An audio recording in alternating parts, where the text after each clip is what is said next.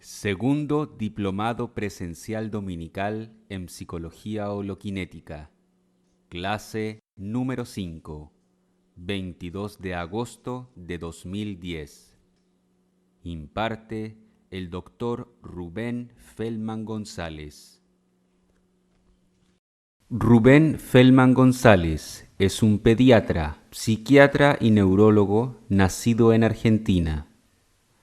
Ha dedicado más de 40 años al estudio y difusión de la percepción unitaria, que considera el hecho más importante de la vida humana, pero el menos conocido.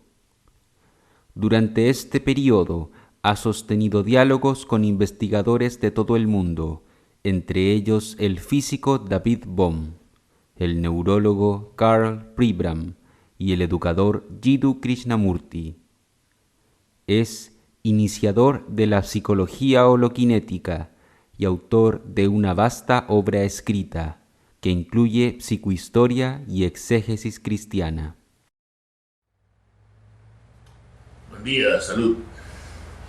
Quinta lección del Diplomado Presencial Dominical en Mexicali, México, 22 de agosto de 2010. Vamos a ver algo mientras estamos frescos al comienzo de la clase del lenguaje, ¿no? Mientras resumimos un poco lo que vimos hasta hoy, que la holoquinesis, que es la esencia, la formulación matemática que dio la esencia de lo que es la psicología holoquinética, sabemos que es el movimiento de aquí hasta aquí, y que está en todo el universo, y que está en el electrón. Entonces el electrón que se pierde, ¿no es cierto?, para Bohm, y deja de verlo, y después vuelve a aparecer en el mismo lugar, es porque se fue a su propio orden implícito, ¿no?, y regresa al orden explícito, visible, ¿no? Y tanto el orden implícito como el explícito están en el mismo lugar, que es el electrón. Digamos que este celular tiene un orden explícito, que es lo que vemos, ¿cierto? Su color negro, etcétera, su peso, etcétera. Todo eso está explícito en el universo. Este celular está explícito de la manera en que lo vemos. Pero también tiene un orden implícito, que está en el mismo espacio del celular, a donde está desapareciendo a cada instante y reapareciendo de una manera tan rápida que no la detecta el ojo. Así como el ojo no detecta en una película cinematográfica los cuadritos, ¿no es cierto?, porque tiene una capacidad limitada. Y en cuanto al lenguaje, cuando decimos que el electrón desaparece en su orden implícito y vuelve a aparecer en el orden explícito, gracias a que hay holoquinesis, que es que el movimiento que va desde aquí hasta aquí, desde aquí el electrón, orden explícito, hasta aquí el electrón en el orden implícito. Ahora tenemos que ver la sutileza del lenguaje, para no dejarnos engañar por el lenguaje egocéntrico. En este caso el lenguaje es egocéntrico. ¿Por qué? Porque no tenemos otro y no podemos andar inventando lenguaje. Entonces, cuando decimos que el electrón desaparece en el orden implícito de sí mismo y que va en la holoquinesis desde aquí hasta aquí, desde el orden explícito aquí hasta el orden implícito aquí, estamos usando la palabra desde y la palabra hasta. Y cuidado, porque esa es una palabra que pertenece al movimiento de aquí hasta allí. No, desde aquí hasta allí tiene sentido.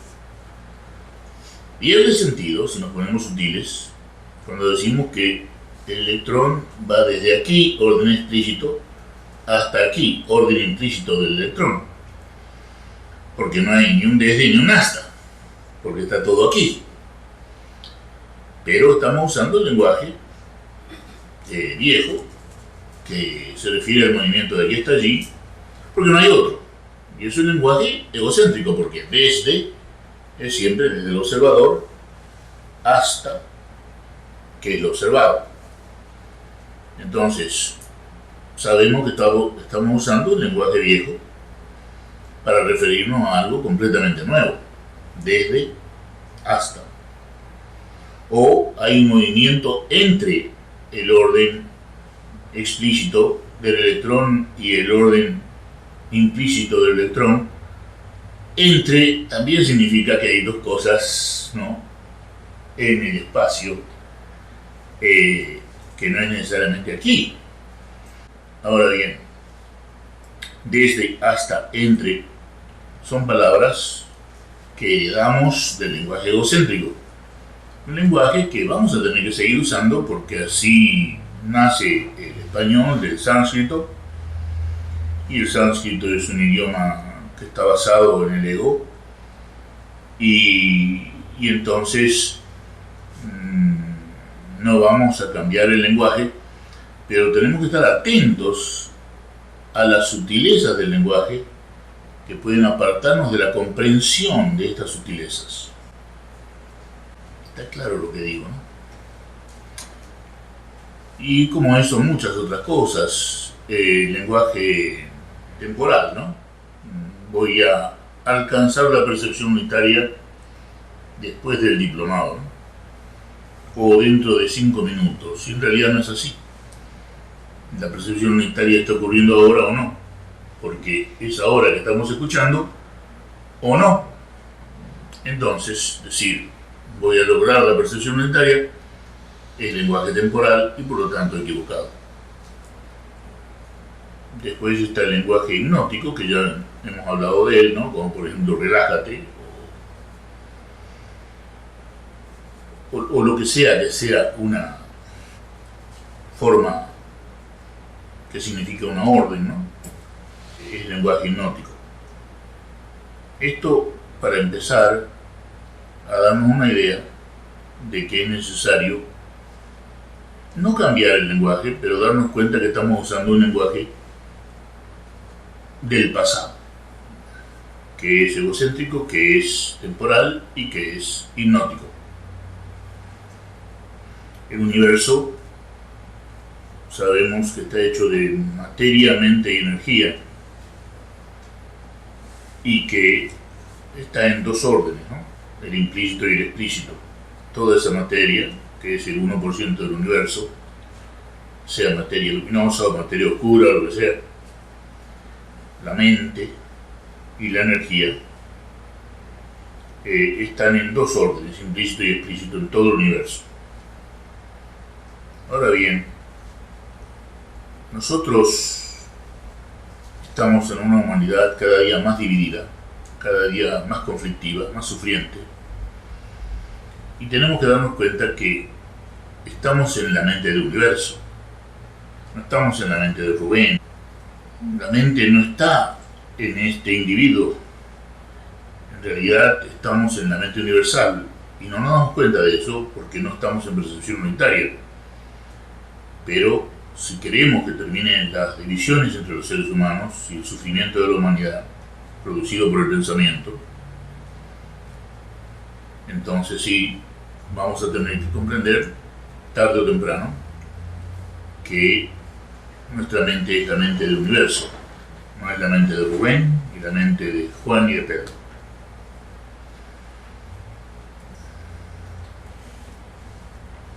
Y si vemos el pensamiento, ya sabemos que el pensamiento es hipnosis, gracias a Bernheim, la experiencia de Bernheim, de la cual ya hemos hablado. Y si comprendemos que el pensamiento es hipnosis, entonces comprendemos que estamos todos hipnotizados. Y que, por lo tanto, lo que decimos y lo que hacemos, todo lo que decimos y lo que hacemos, es algo de lo que apenas nos damos cuenta. Apenas nos damos cuenta de lo que decimos y de lo que hacemos. Cuando decimos, te amo querida.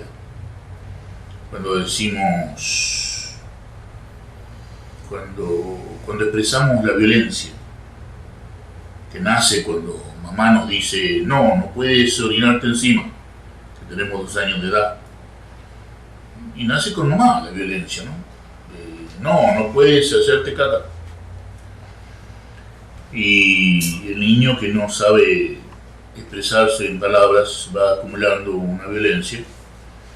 Y esa violencia después pasa, como bien dijo Freud, a cualquier persona conocida, sobre todo si es muy querida y si está muy cerca.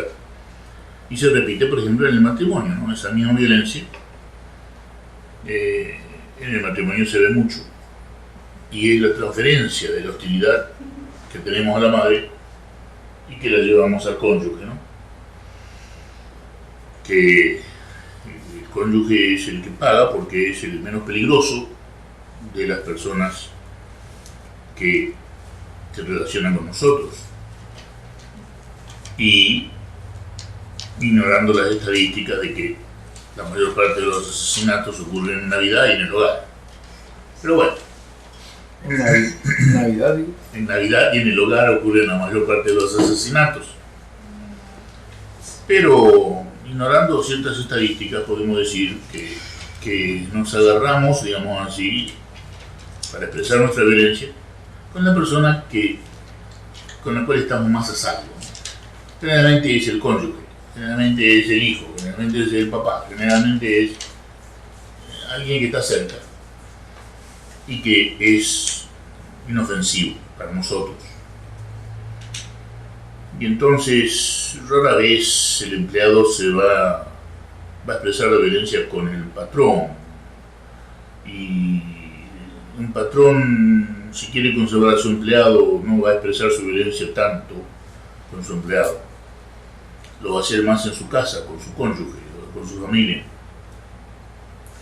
Entonces tenemos que ver en nosotros la violencia, así como tenemos que ver la tristeza y tenemos que ver el afán desmesurado que tenemos por el dinero, para que podamos ver las causas de la división que existe cada vez más en la humanidad.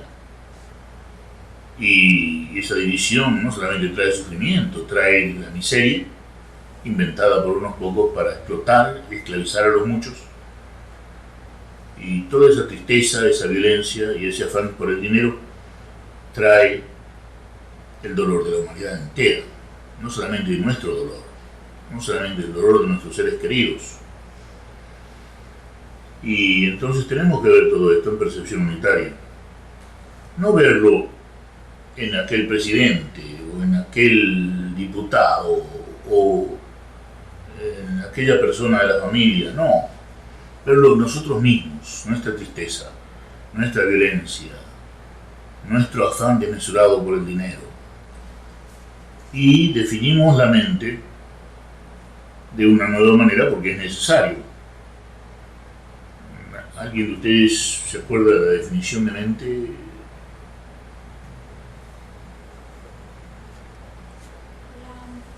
La mente es la interfaz entre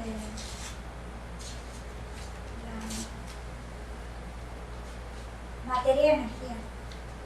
La mente como parte del universo es la interfaz entre la materia y la energía y por lo tanto está en todo el universo, sin duda.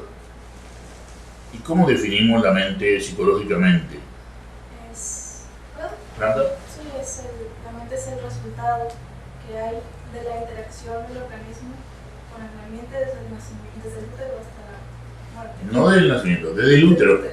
Sí. Desde el útero hasta la muerte. ¿Eso es todo? ¿Lo que la mente es? ¿Eso es todo la definición de la mente?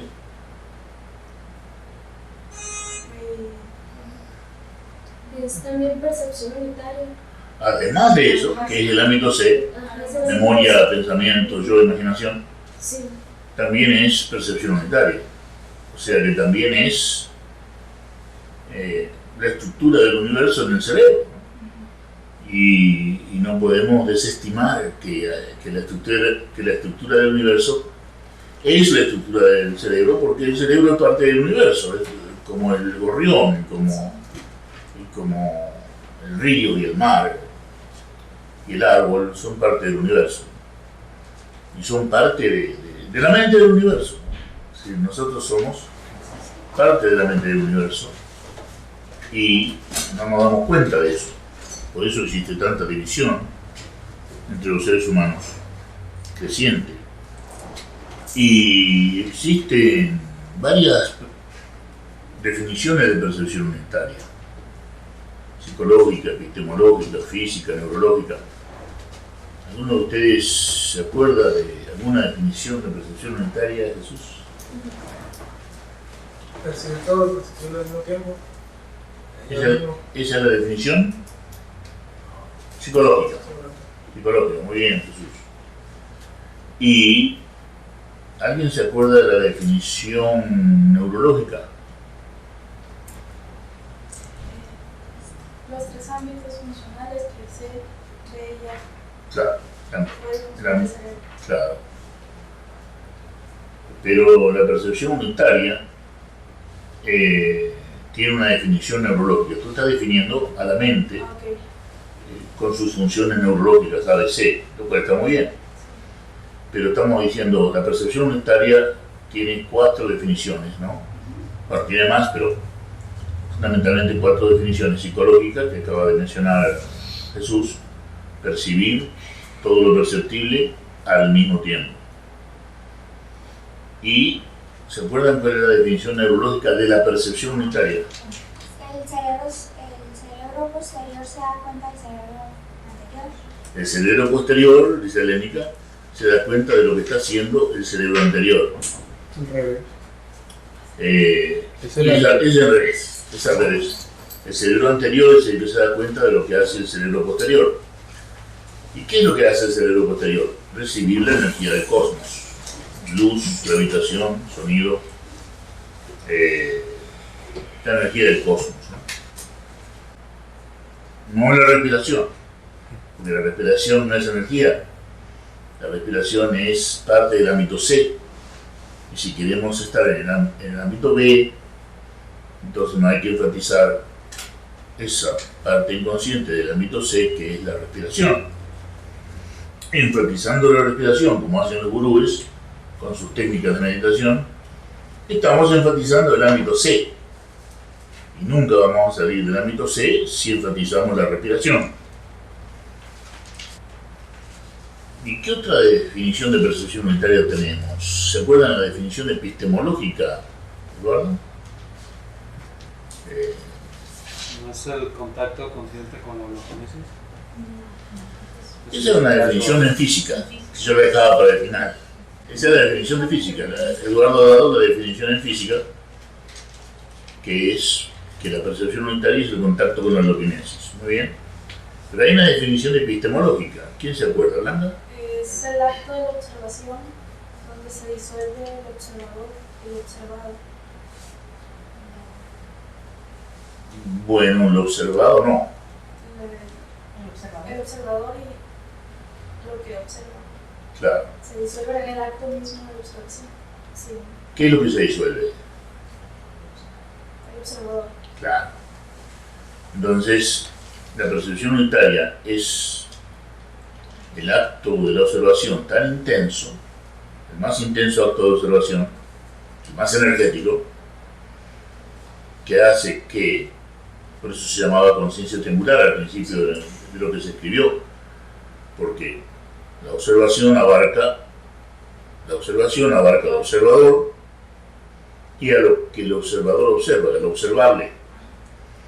Y en esa observación tan intensa desaparece el observador, se disuelve el observador y queda nada más que el observable, incluyendo al observador como algo observable, con su pensamiento, etc. Entonces tenemos 4 definiciones de percepción unitaria. ¿Está claro eso? Una pregunta. Y la percepción unitaria se dice que es el amor por la creación y no solamente por lo creado. Fíjense qué hermosa frase. La percepción unitaria es el amor por la creación, no solamente por lo creado. Quiere decir que cuando vemos a aquella muchacha tan atractiva, se está despertando el amor por lo creado, ¿cierto? Y nos olvidamos del amor por la creación. Pero en la percepción unitaria, el amor por la creación está por encima de todo. Y lo creado forma parte de ese amor. Es decir, lo creado está en ese amor. Porque la percepción unitaria es el amor por la creación. Y si vemos a la muchacha, la podemos mirar con amor y no solamente con deseo. Y si vemos el perro, lo podemos mirar con amor y no solamente con compasión por su naturaleza sufriente. Y si vemos el árbol, lo podemos mirar con amor y no solamente con el deseo de gozar de su sombra. Y entonces la percepción unitaria también es el amor por la creación y no solamente por lo creado. Es el amor por todo lo que se puede percibir, por todo lo perceptible, ya mismo. Y otra cosa que se dice de la percepción unitaria es, como bien lo decía Blanca, se disuelve el observador. Entonces quiere decir que es volverse nada. Es volverse nada. En ese segundo despertar, en la vigilia, primer despertar, estamos durmiendo y despertamos a la vigilia, ¿no? Segundo despertar, cuando empezamos a escuchar todo el sonido, sentir el peso, entramos en la percepción unitaria.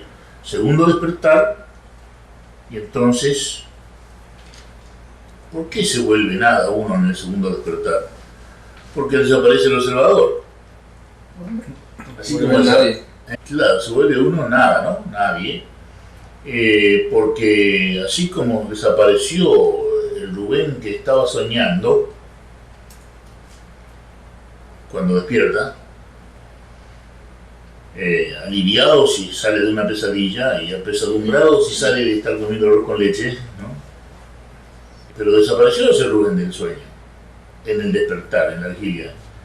Y si viene el segundo despertar, que es la percepción unitaria, se disuelve este observador, que es el Rubén de la vigilia, y entonces es volverse nada.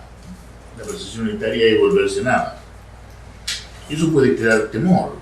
Si me vuelvo nada, quiere decir que voy a ser vulnerable. Cualquiera se va a abusar de mí. Cualquiera me va a engañar. Y no es así. No es así. Y entonces, ¿por qué? ¿Por qué el amigo que me enseña percepción unitaria me dice, no trate de cambiar? Yo le digo, estoy muy triste.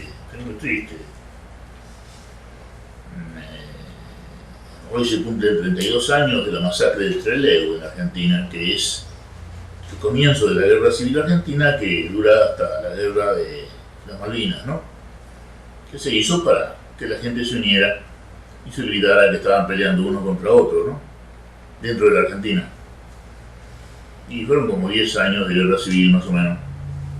Se dice que hubo 100.000 desaparecidos, jóvenes de ambos sexos, entre los 18 y los 30 años. Yo me voy de la Argentina en aquella época, después de la masacre de Trelew, y lo conozco a Krishnamurti y le digo, bueno, yo me llamo Rabia, le dije. Y él se pone contento cuando le dije así, me dijo, qué suerte que usted no quiere pasar por santo, como todo el mundo que viene a verme. Y comienza una amistad que duró hasta su muerte y que continúa en mí porque lo sigo queriendo. Y cuando yo le digo, quiero cambiar, quiero ser una persona pacífica, me dice, no se le vaya a ocurrir cambiar. Y qué sorpresa fue la mía, que me dijeras que no hay que cambiar. Cuando todo el mundo me había dicho que tenía que cambiar. Rubén, cámbiate esa camisa que hace ya 3 días que la llevas, ¿no? y Rubén, tienes que cambiar esa forma de hablar que tú tienes, ¿no? Y bueno, no esa forma de caminar, decía mi madre, ¿no? Porque yo caminaba con los pies, con las puntas para adentro. Y mi madre me corregía la forma de caminar y siempre había que cambiar algo. Y Krishnamurti me dice por primera vez en mi vida que no tengo que cambiar nada. Cuando yo estaba sufriendo como nunca sufrí en mi vida, ni he vuelto a sufrir tanto la tristeza. Me dice, no cambie la tristeza. Digo yo, ¿qué? Vea la tristeza. Véala mientras escucha. Véala mientras siente el peso. Véala mientras come. Véala en todo momento mientras esté. Vea lo que es la tristeza. Y yo le digo, pero yo sé muy bien lo que es la tristeza. Quiero que se termine. Ah, no, me dice, si quiere que se termine no la va a ver. Y si no la ve, no va a terminar. Y esto está relacionado con algo en el cristianismo que es que estamos hechos a imagen de Dios, que estamos hechos a imagen y semejanza de Dios. Y entonces, cuando Moisés le pregunta a Dios, que es la única persona que habla con Dios en la Biblia, y que está escrito lo que dijo, Moisés le pregunta a Dios el nombre y Dios le contesta, soy lo que soy. Se puede traducir de varias maneras porque el idioma original hebreo es muy flexible. Soy lo que soy. Igual que nosotros, somos lo que somos. Y entonces, tenemos que cambiar esto que somos. Bueno, no tenemos que cambiarlo, tenemos que verlo. Tenemos que verlo. Y verlo en percepción unitaria. Entonces vamos a ver la violencia, vamos a ver el amor al dinero, vamos a ver la tristeza. Y yo tuve la suerte de prestarle atención a este amigo, y al principio no le presté atención, y cuando le presto atención me libero de la tristeza. ¿Me olvidé de la masacre? No, pero me liberé de la tristeza. Y otra cosa que se dice en la percepción unitaria es que es la libertad de la hipnosis mutua y colectiva. Libertad de la hipnosis mutua y colectiva, o sea, libertad del pensamiento. Sobre todo la libertad del pensamiento innecesario, por supuesto, porque hay pensamiento necesario. Y también se puede decir esto de una manera más simple. Libérate del pasado. Libérate del pasado. Y estaba yo un día con el amigo que me enseñó lo más importante de la vida, que es la percepción unitaria, y él está hablando con un monje hindú y le dice el monje a JK, quiero completar mi evolución espiritual. Y dice Krishnamurti, ¿qué evolución? ¿Qué evolución? Y quiero entrar en una jerarquía espiritual mayor. Y le dice JK, ¿qué jerarquía? ¿Qué jerarquía? Y ustedes saben, todo eso de la jerarquía viene de Platón, de que el sol es más importante que la luna, que las estrellas son más importantes que el sol, y hay niveles espirituales estelares, y niveles espirituales solares, y niveles espirituales lunares. Y JK dice, no sir, no sir. JK se parece a lo que decía Francesco Bernardone, ¿no? También llamado Francisco de Asís, que le decía a la luna y al sol, hermano sol y hermano luna. Francesco no hacía ninguna diferencia y ninguna jerarquía con el sol y con la luna. En el universo, todos estamos en la mente del universo. es una sola. Y ahí no hay ninguna jerarquía. La jerarquía es producto del pensamiento. Y generalmente es para que alguien se aproveche de otra pobre persona. O de otras pobres personas. O sea, para manipular y para explotar a otro, hemos inventado la jerarquía. Y nada mejor que la jerarquía espiritual. Por lo tanto, eso de la evolución espiritual y los niveles de ser, y la jerarquía de aquí y la jerarquía de allá, bye bye baby. Podemos ser libres de eso porque todo eso es una fantasía producto del pensamiento. Y la percepción unitaria ya termina con toda esa falsa ilusión de que hay jerarquías. Hermano Sol y hermano Luna. Y hermano Luna. Y todos somos hermanos y no nos damos cuenta. Y entonces, con todo ese cuento de la evolución espiritual y de los niveles del ser, viene la degeneración social. Y viene el que tiene más y el que tiene menos. Y de allí viene el inmenso fraude y el inmenso saqueo del cual ha sido víctima la humanidad en los últimos 2 años, otra vez, como ocurrió hace 5 años y como ocurrió hace 10 años, sigue ocurriendo, esta vez más intensamente que nunca, desde el 2008 para aquí más intensamente que nunca, el fraude y el saqueo. Y tiene mucho que ver con esto de la jerarquía y los niveles de ser, ¿no? Porque los que saquean siempre dicen que pertenecen a ese club que no le vamos a dar nombre. Hay 33 niveles espirituales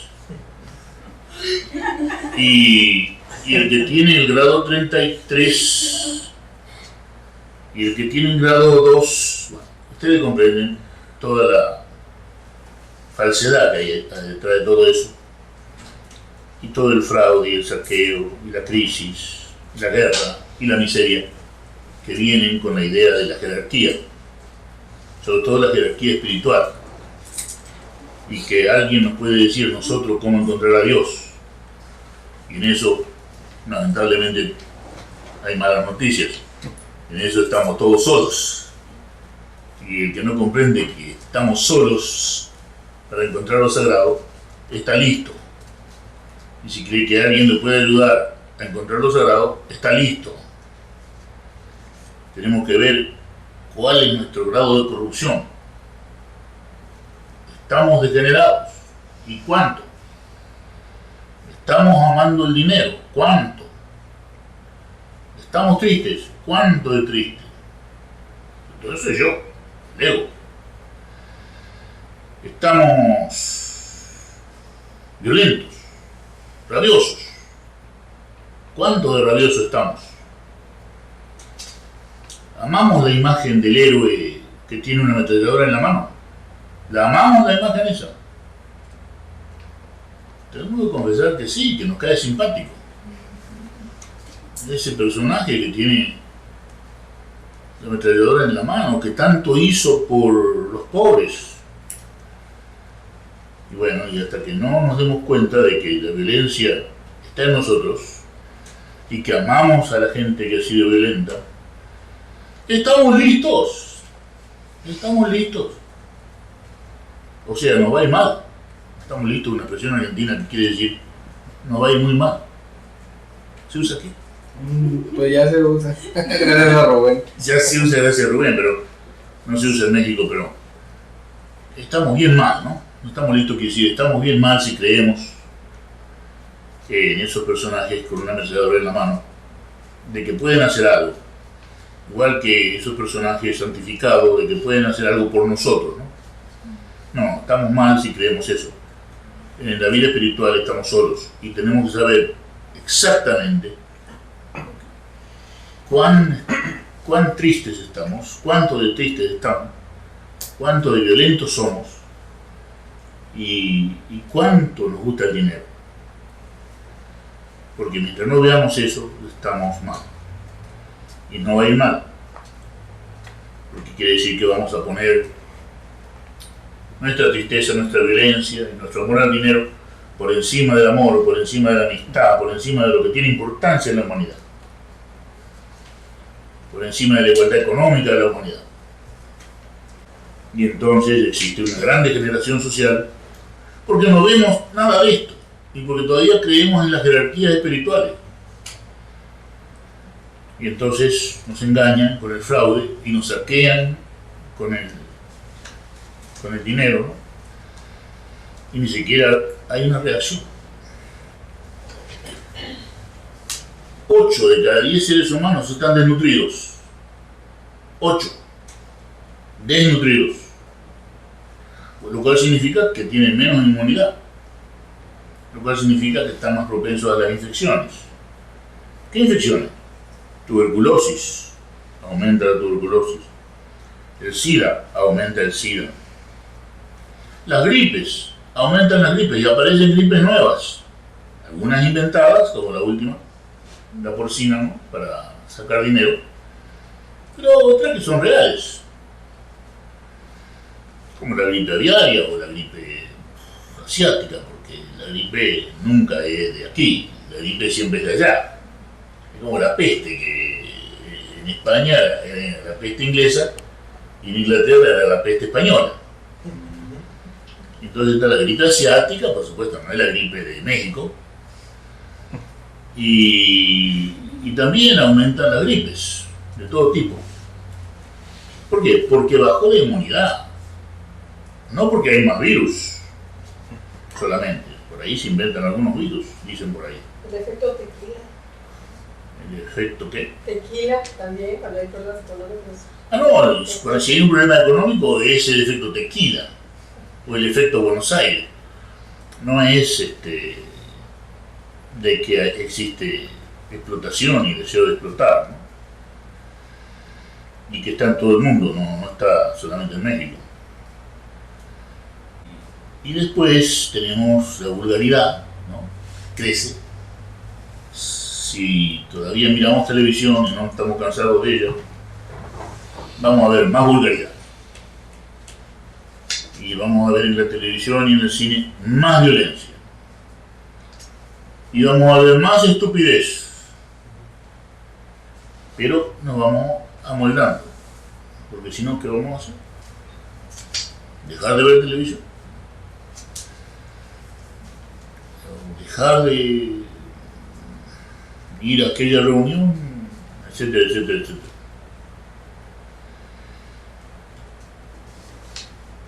El ámbito C, que es donde ocurre todo esto es producto del pensamiento, de la memoria humana.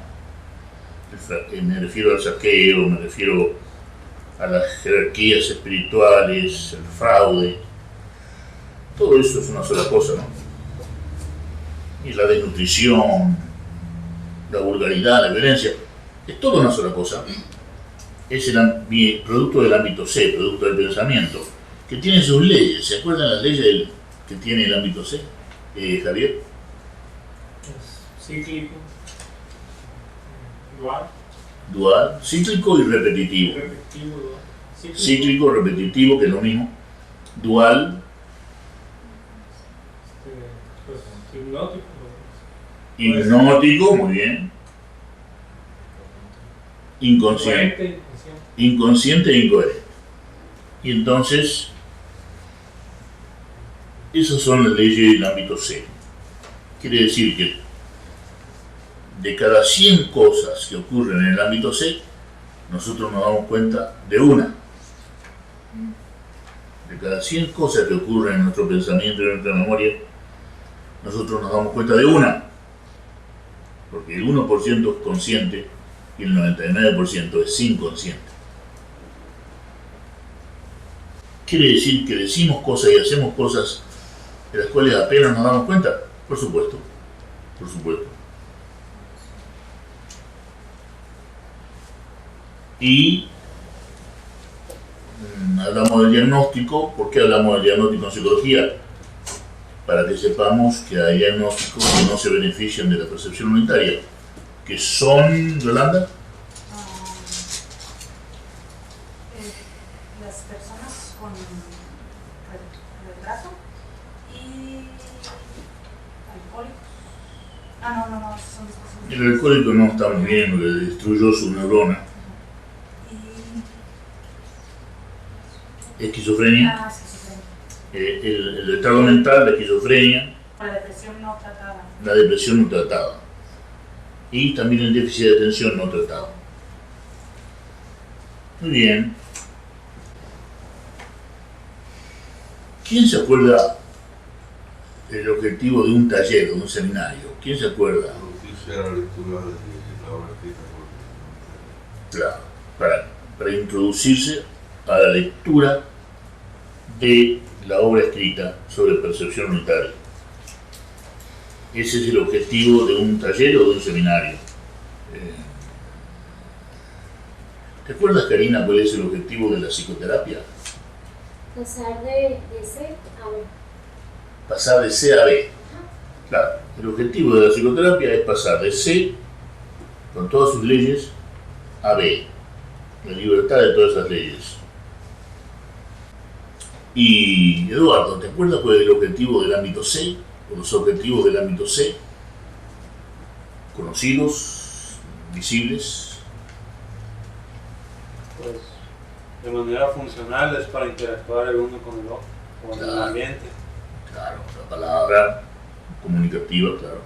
La mejor manera de comunicarse es la palabra. Sí. Y de manera no funcional, ¿cuál es el objetivo del ámbito C? Pues darle un soporte al ego, al yo. Claro. Que se manifiesta en deseo de provecho, prestigio personal y poder personal, ¿sí o no? Provecho, prestigio y poder. Y ¿se acuerdan cuál es el objetivo del diplomado o el diplomado por internet? ¿Cuál es el objetivo de ese diplomado? ¿Tú sabes? Ayudar al alumno a comprender los textos, la obra escrita. Claro. Lo cual a su vez puede ayudar a la persona, si lo desea, a tomar el examen escrito y oral para ser profesor de la Academia Internacional de Ciencias de lo más importante de la vida, que es la percepción unitaria. Y se toman exámenes, 2 exámenes, escrito y oral. ¿Cuál es el objetivo del examen? ¿Será para saber si la persona está en percepción unitaria? No, el objetivo del examen es para ver si la persona está preparada para enseñar, no confundir con el lenguaje pulido de la psicología holokinética. Y listo. O sea que Helénica contesta que el objetivo del examen no es, como dicen algunos por internet, que es lo más ridículo que hagamos exámenes sobre percepción unitaria o sobre lo sagrado. No estamos haciendo exámenes sobre lo sagrado o sobre la percepción unitaria para saber si una persona está en percepción unitaria. Los exámenes los estamos haciendo para ver cómo está el lenguaje de esa persona, para que pueda enseñar percepción unitaria, para el que lo quiera tomar en serio y vivirlo, porque eso no se puede transmitir. Se puede enseñar, pero no se puede transmitir como se transmite una transfusión de sangre, ¿no? No, pero se puede enseñar.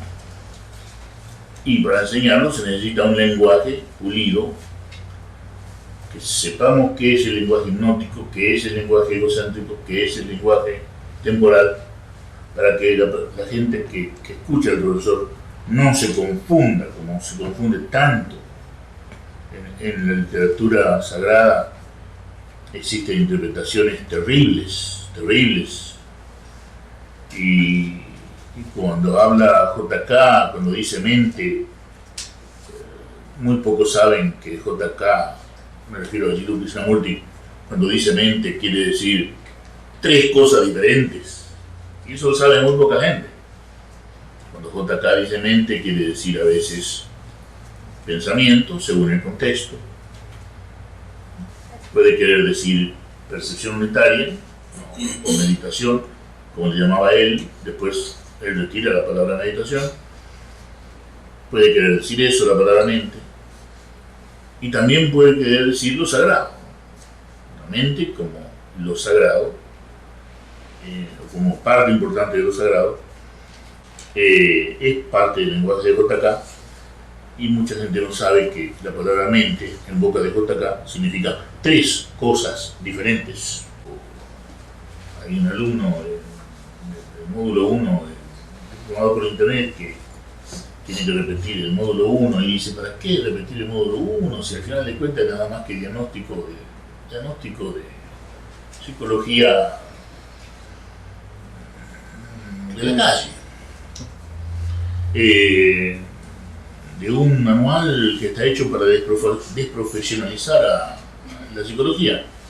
¿Para qué insistir tanto con el diagnóstico en el módulo 1 del DPI? ¿O para qué hablar tanto del diagnóstico? ¿Tú crees? ¿Por qué? ¿Por qué lo hacemos? Para saber si se le puede enseñar la percepción unitaria. Básicamente, por ejemplo, a un esquizofrénico, saber que no lo va a entender. No lo puede entender porque es incoherente. Que un retardado no lo va a entender porque no tiene coeficiente intelectual, etc. Y también, entonces, junto con eso, tiene que saber aquel que va a ser profesor, si toma un diplomado, porque puede llegar a ser profesor, para que la persona sepa en el diplomado de que hay una manera de diagnosticar, buena o mala, en psicología, respetable o no respetable, que es la que se usa en todo el mundo y que se tiene que conocer tal cual es. Y yo espero que se les hagan las modificaciones necesarias, y todos esperamos eso, pero por el momento tenemos que saber lo que es esa forma de diagnosticar. ¿Por qué? Vamos a salir de aquí una vez como psicólogos holokinéticos. Entonces tenemos que saber de qué manera se diagnostica en todo el mundo. No de una manera profunda, apenas una idea. Y eso es lo que hacemos en el diplomado. ¿Cuál es el lenguaje correcto? Es decir, yo vivo con la percepción unitaria o yo intento vivir en la percepción unitaria. ¿Qué creen ustedes? ¿Cuál será lo más adecuado? Intento. Y si sacamos todos los verbos y dejamos nada más que las preposiciones, ¿vivir con percepción unitaria o vivir en percepción unitaria? ¿Qué será lo más adecuado? ¿Está bien? En percepción. ¿Por qué? Porque si decimos con, que estamos ya separando. Claro. Quiere decir que hasta acá. La percepción unitaria está acá. En percepción unitaria estamos en la mente del universo, no fuera de la mente del universo. Es como decir, un niño ha llegado al mundo. O sea, en realidad, alguna vez estuvo fuera del mundo. Es decir, nunca estuvo fuera del mundo.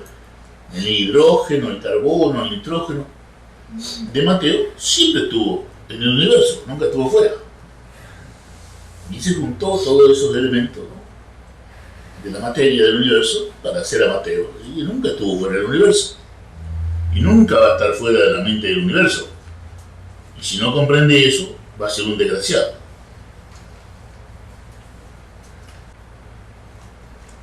Dos más dos es 4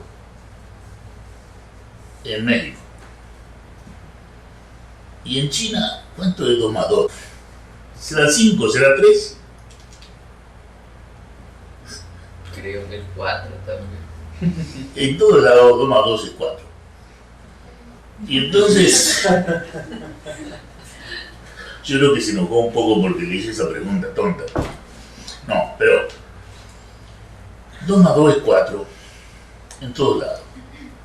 Ahora bien, la psicología puede ser diferente una vez que la psicología se vuelve científica. Puede ser una psicología diferente en China que en Japón y que en México. Por Dios. En la psicología también 2 más 2 es 4.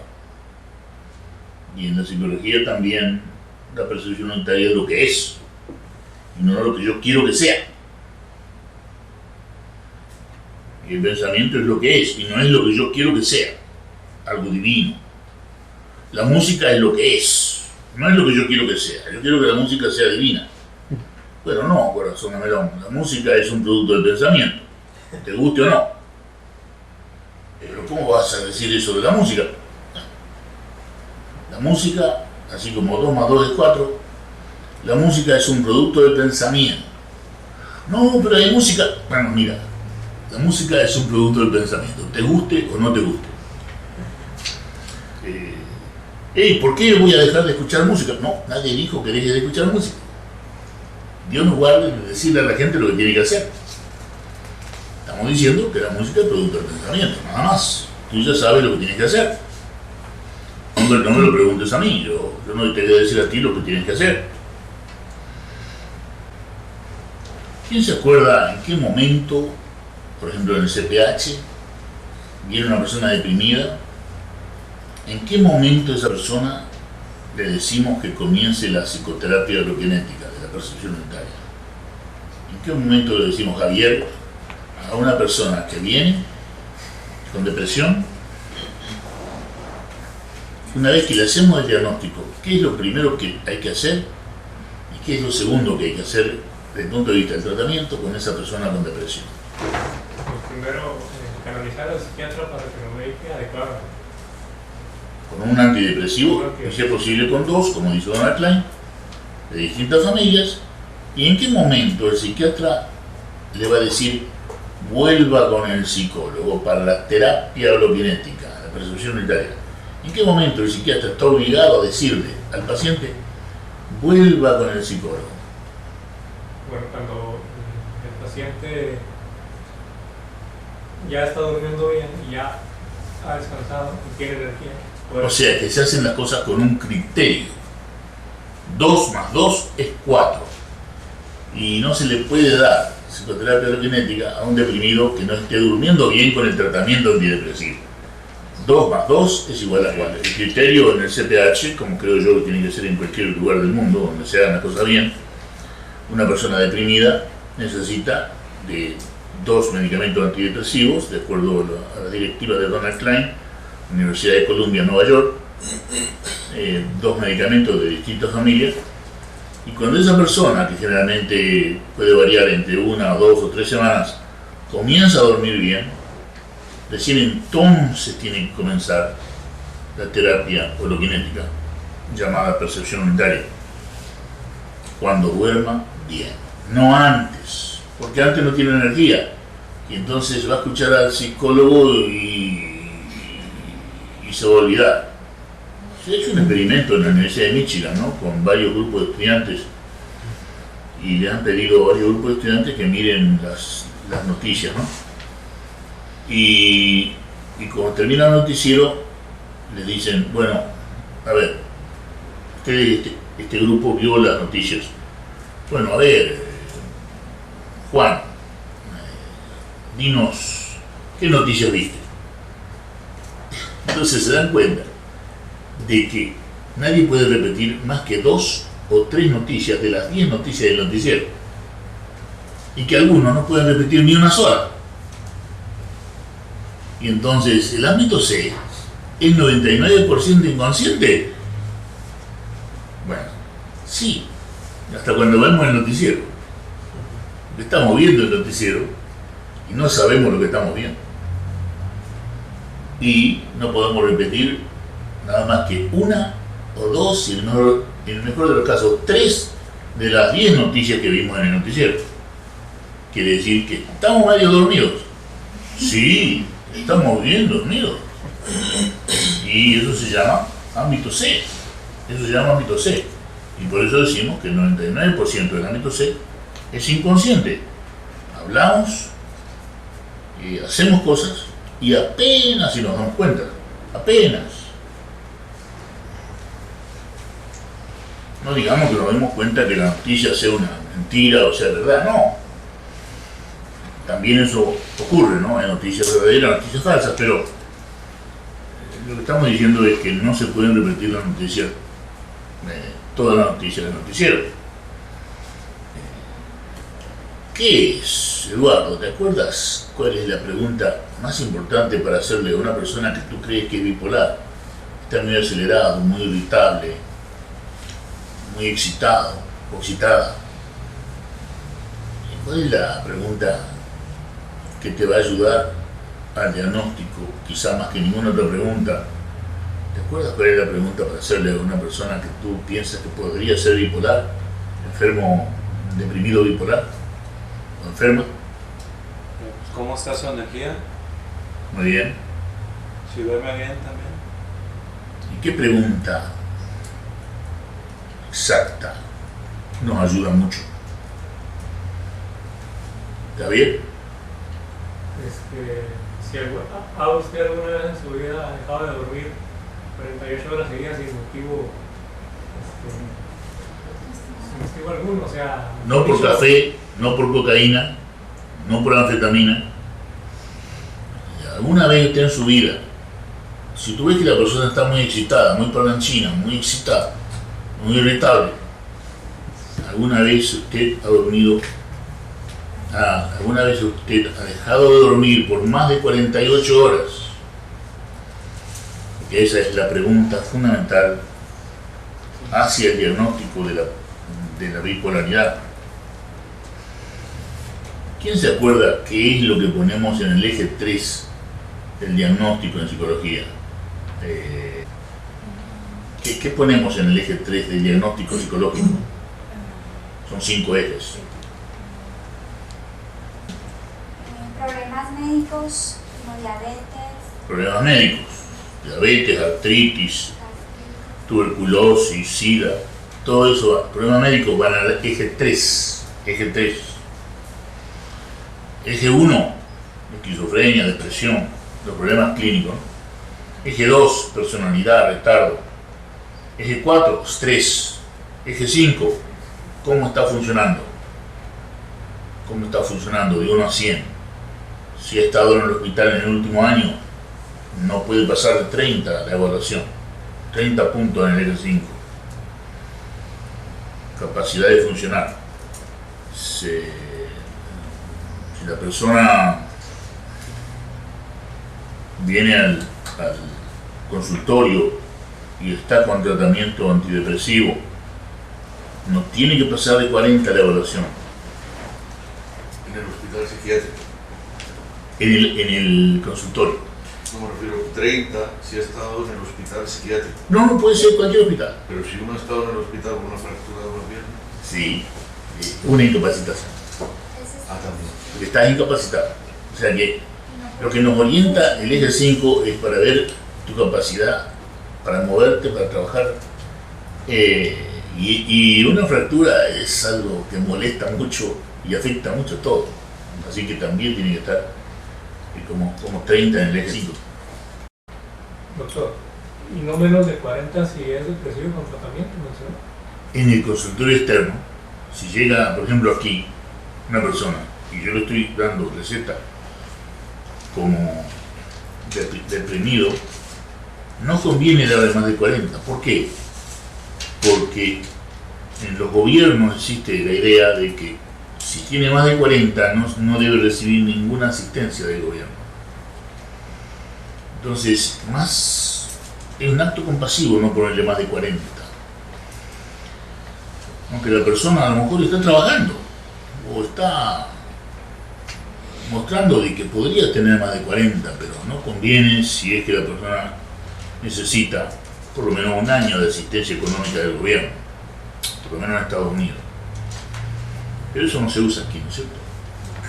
Que yo sepa, no. No. Si se sigue usando el DSM, Manual de Diagnóstico y Estadística en Psicología, es probable que llegue hasta ese punto. O sea, cuidarse mucho con los números que uno pone, ¿no? Si te dicen, yo soy divorciado, estamos en agosto, me divorcié en diciembre, casi 1 año atrás. Eje 4. De 1 a 5, ¿cuánto tiene de estrés esa persona? De 1 a 5.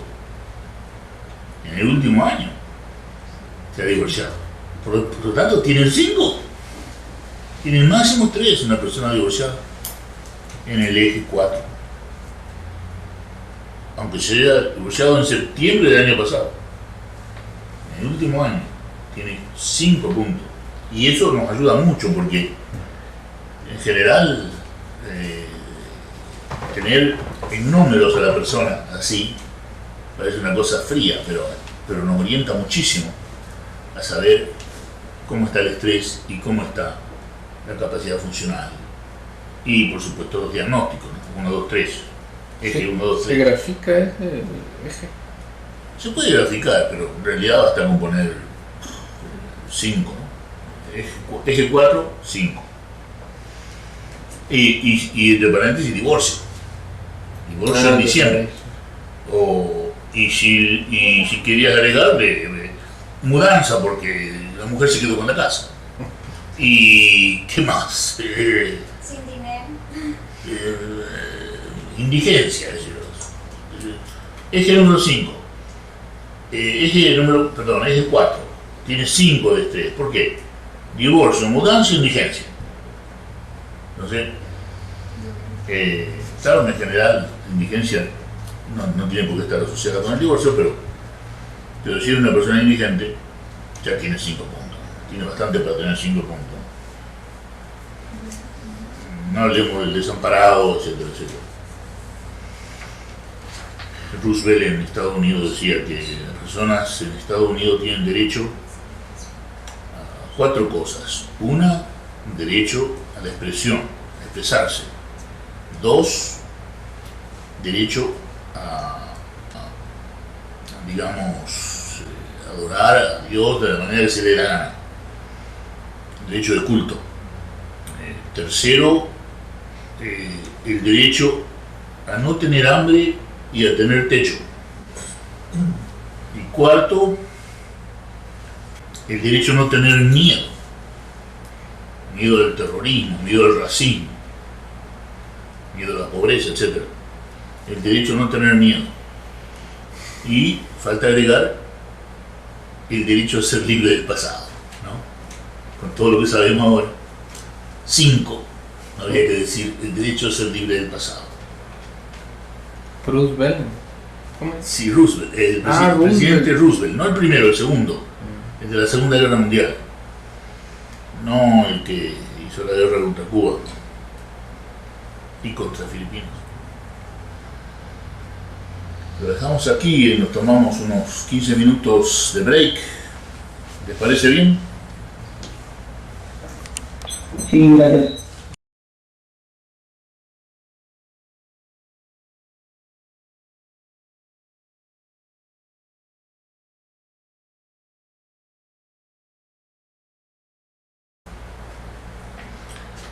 Bueno, entonces,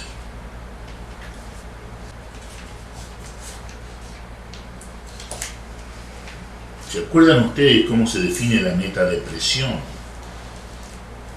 Yolanda, metadepresión, una palabra que a mí se me hace necesaria para definir lo que está pasando en todo el mundo en la mente humana, que no es por razones genéticas, sino por razones epigenéticas, acontecimientos que ocurrieron después del nacimiento. Me pregunto si hubo 100.000 desaparecidos en Argentina después de la masacre de Trelew en 1972. ¿Cuántos están tristes hoy? ¿Cuántos argentinos están tristes hoy? Que es el aniversario de eso, ¿no? El comienzo de una guerra civil muy larga, el comienzo de 100.000 desaparecidos. ¿Cuántos argentinos estarán tristes hoy? ¿Serán 400.000? ¿O serán 800.000? Entonces, ¿cuántos entre ellos estarán metadeprimidos? No deprimidos, metadeprimidos. Que duermen bien, que no tienen problema de energía, pero ¿qué tienen para ser metadeprimidos? Es cuando no hacen bien el trabajo, ¿no? Que no tiene ganas de trabajar, entrega mal el trabajo, mal hecho. Trabajo mal hecho, se pierde el amor a la excelencia, se pierde el amor a la puntualidad. Digo que voy a tu casa a las 4 de la tarde y si llego a las 5 bien, y si llego a las 7 también, y si no llego también. Eso se llama metadepresión. Y está creciendo no solamente en Argentina, en todo el mundo, ¿no? En Perú fue cuando me hablaron de eso de una manera sumamente, por primera vez, de una manera, fueron psicólogos que me hablaron de algo que estaba ocurriendo, que ellos le llamaron la postración psicológica en el Perú. Y cuando ellos me describen de que la gente no llega puntualmente, de que la gente no hace su trabajo, de que la gente no tiene responsabilidad, digo, ¿pero ustedes creen que eso ocurre solamente en Perú? Y entonces empiezo a pensar en la palabra metadepresión, para definir algo que no es del Perú, es de todo el mundo. Y que es desgano, no es la palabra que se usa en España, desgano, ¿no? Falta de energía, digamos, un abatimiento que no es genético, que es por el estrés. Un estrés que sobrepasa la capacidad de tolerancia del ser humano, por las dificultades para sobrevivir, dificultades para convivir, etc.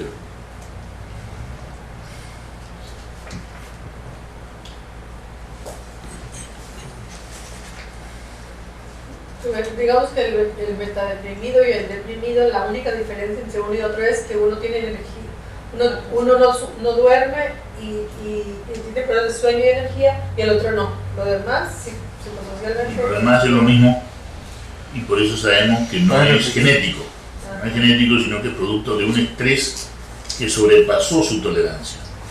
¿Puedes repetir un poquito lo que dijo? Que, bueno, lo que dice Ceci es que la diferencia entre la depresión y la metadepresión es que la depresión es genética y trae problemas de sueño y energía. La metadepresión no es genética, es producto de un tremendo estrés que sobrepasa la capacidad de tolerancia del individuo, y que por más que la persona duerma bien y que por más que la persona pueda ir a trabajar, no es una persona que va a hacer el mejor trabajo, o el más diligente, o el más puntual. En general es una persona, ¿cómo se dice? Excepto en España, que me han dicho que no, desganada, una persona que no tiene ganas, una persona que no tiene estamina. ¿Podría ser un síndrome epigenético de desgano, por así decirlo? Claro. Porque puede ser varias causas que lo tengan Claro. tan desganado. Porque por ahí anda un síndrome que se llama la fatiga crónica, ¿no? Ahora, la fatiga crónica es un invento que alguien inventó, ¿no? Y que es para no decir depresión y para no dar antidepresivo. Yo creo que es una palabra antipsiquiátrica, ¿no? Para no decir depresión. La fatiga crónica es la depresión. A mi hermano le dijeron que no tenía depresión, que tenía insomnio. Sí. Y medicamento de por vida. Claro. Pero Y es una píldora difícil de tragar que el tratamiento sea para toda la vida, ¿no? Pero lo que es el diabético que no hace el tratamiento por vida, va a perder la pierna, el ojo, la vista, etc. Y el deprimido no va a perder nada, pero va a perder mucho de la vida que puede vivir con el tratamiento. Y la vida sin tratamiento es una vida muy difícil. Entonces, como ven, estamos haciendo un repaso de todo lo que hemos visto para que se nos queden bien las ideas necesarias para continuar, ¿no?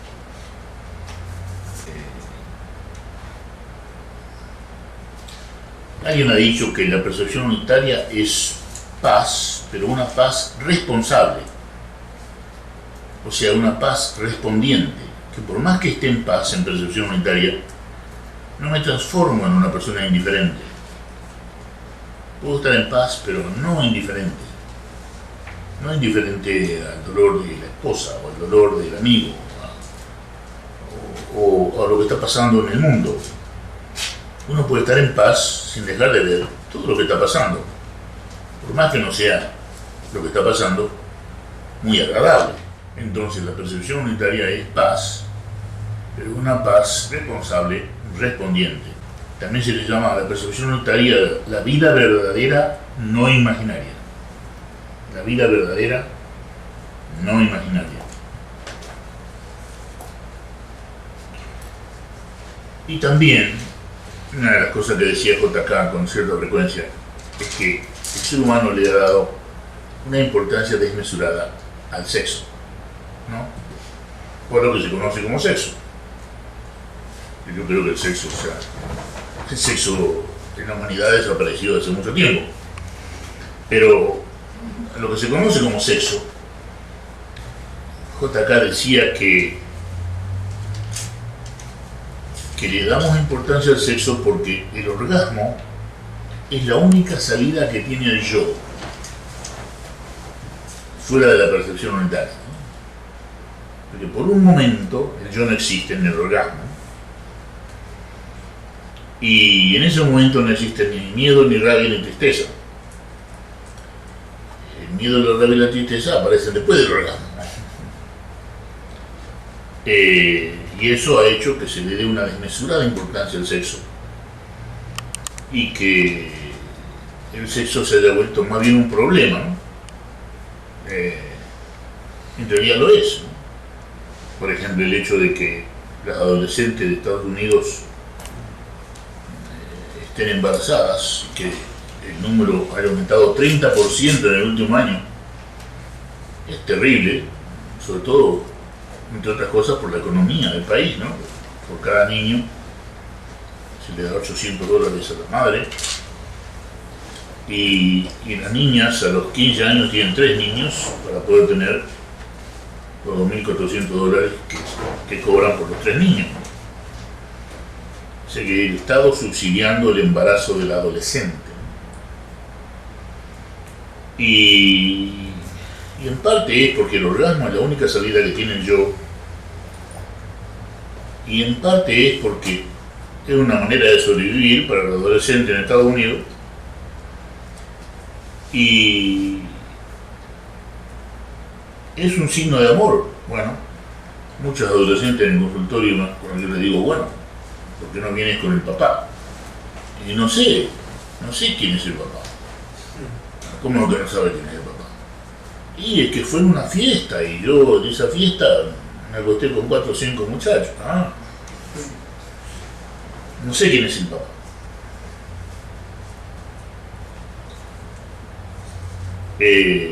La percepción unitaria no unifica. La percepción unitaria no unifica nada. Simplemente que nos damos cuenta que todo está unido.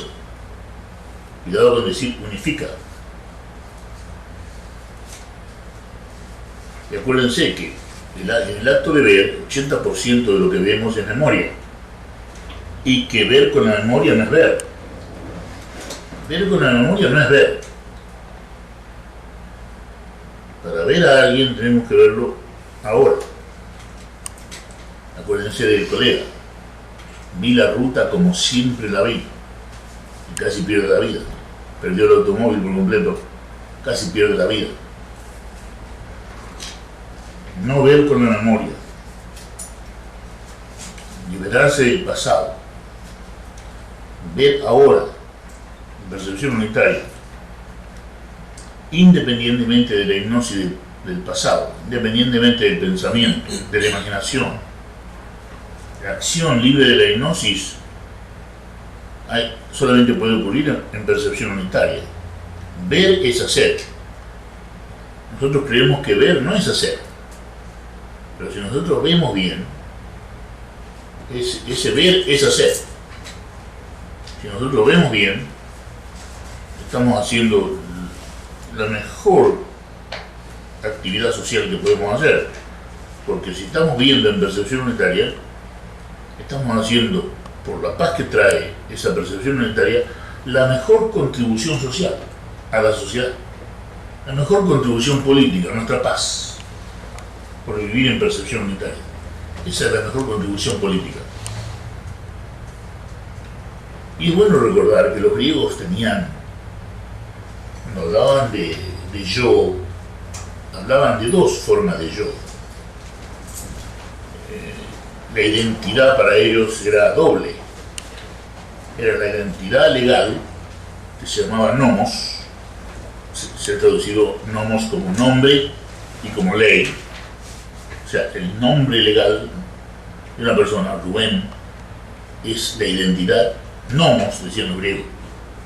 La identidad nomos, nombre legal, para hacerte responsable legal de lo que hagas o no hagas. Y esa no era la única identidad para los griegos, estaba también logos, que Rubén también era logos, o sea, parte de toda la mente del universo. Es decir, además de tener un nombre, Rubén, que me hace responsable legal, soy algo, tengo una identidad, soy también algo que es lo que soy, diría un cristiano, ¿no? Primitivo, soy lo que soy. O sea, que soy como Dios, semejante a Dios. Soy lo que soy, y eso es logos. Ser parte de Dios o parte de toda la mente del universo.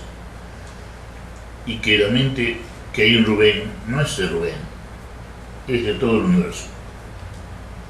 Entonces la identidad es muy importante que comprendamos que la identidad no es solamente nuestro nombre y nuestra responsabilidad legal, es mucho más. La historia de la identidad es muy rica y es importante conocerla. Y no nos olvidemos que cuando decimos mamá, en el proceso de MTA están ocurriendo 4 cosas a la vez. Por eso le llamamos al pensamiento proceso MTA. Cuando decimos mamá, memoria de mamá. ¿Qué memoria? Ahora que tiene 90 años. O cuando tenía 20 años y la piropeaban en la calle. Y memoria, ¿cuál memoria? Una idea que tengo de ella. Una idea que tengo de ella. Buena, mala, linda, fea, de acuerdo a lo que estoy recordando en la memoria. Y una emoción que depende de lo que estoy recordando, de la imagen que tengo. Y una expresión visceral. Porque dije mamá, y eso se comprueba con el instrumento. Quiere decir que el proceso de MTA significa lo que está ocurriendo al mismo tiempo en el ámbito C, cuando decimos algo, por ejemplo mamá, o México, o Irak, o Afganistán. Es decir, hay palabras que tienen carga emocional. O cuando decimos Dios, o cuando decimos papá o mamá. Es decir, esas palabras están cargadas de emociones y cuando las decimos, no nos olvidemos que el proceso de MTA está actuando por completo al mismo tiempo. Y que cuando decimos mamá, insisto, está el recuerdo, memoria, la E, que es la imagen, la T, que es la emoción, y la A, que es la actividad autonómica. Aumenta la presión, suda uno un poquito, porque disminuye la resistencia galvánica de la piel, etcétera, etcétera, etcétera. Eso también es importante recordarlo, de las cosas que se han dicho, que seguiremos viendo con mayor profundidad. También hemos dicho que el yo está en realidad construido por la memoria para darse continuidad. La memoria se da continuidad con el yo. Y entonces, ¿qué otra cosa hay en el yo? Hay un núcleo en el yo, que es el suicida y el homicida. ¿Y por qué decimos eso? Porque cada vez que el yo se percibe como algo que va a terminar, aparece el suicida y el homicida. Y yo doy el ejemplo de la pareja, ¿no? novia que queremos nos dice, no quiero verte más. Entonces se produce la sensación de que ha terminado algo mío, del yo, de enorme importancia. No va a continuar el yo, y entonces aparece el suicida y el homicida. O ya no nos necesitamos más en este trabajo, señor Pérez, el suicida y el homicida, ¿no? Yo tuve un paciente en Miami que fue el que cortó el tren en dos, ¿no? Lo partió en dos, y fue para Navidad, ¿no? Estaba jugando el chico en Miami en un vagón, ¿no? Con una máquina que estaba juntando vagones para salir, y él se sube al vagón junto con otros amigos, pero él cae, y al caer cae en la vía, y el tren pasa y lo atraviesa y prácticamente lo cortó en dos, pero quedó sin una pierna, sin la mitad de la otra pierna, que quedó flexionada, entonces cortó toda la mitad de la otra pierna, salvó los genitales y creo que salvó el ano, pero quedó partido. Y fue uno de mis primeros pacientes, ¿eh? Por eso lo recuerdo mucho. Y yo tenía el doctor Weiss en aquel momento, que era mi supervisor en el tratamiento. Y un buen día yo llego y a la habitación de él, el gobierno le había dado $1 millón de retribución, porque era Amtrak, una entidad ferroviaria muy conocida en Estados Unidos. Entonces Amtrak le había dado $1 millón de retribución, y estaba lleno de chicas no sé por qué razón, estaba lleno de chicas esa habitación del pacientito. Y yo llego y le pido que se retiren y le digo, ¿y cómo va todo? Dice, bien, dice.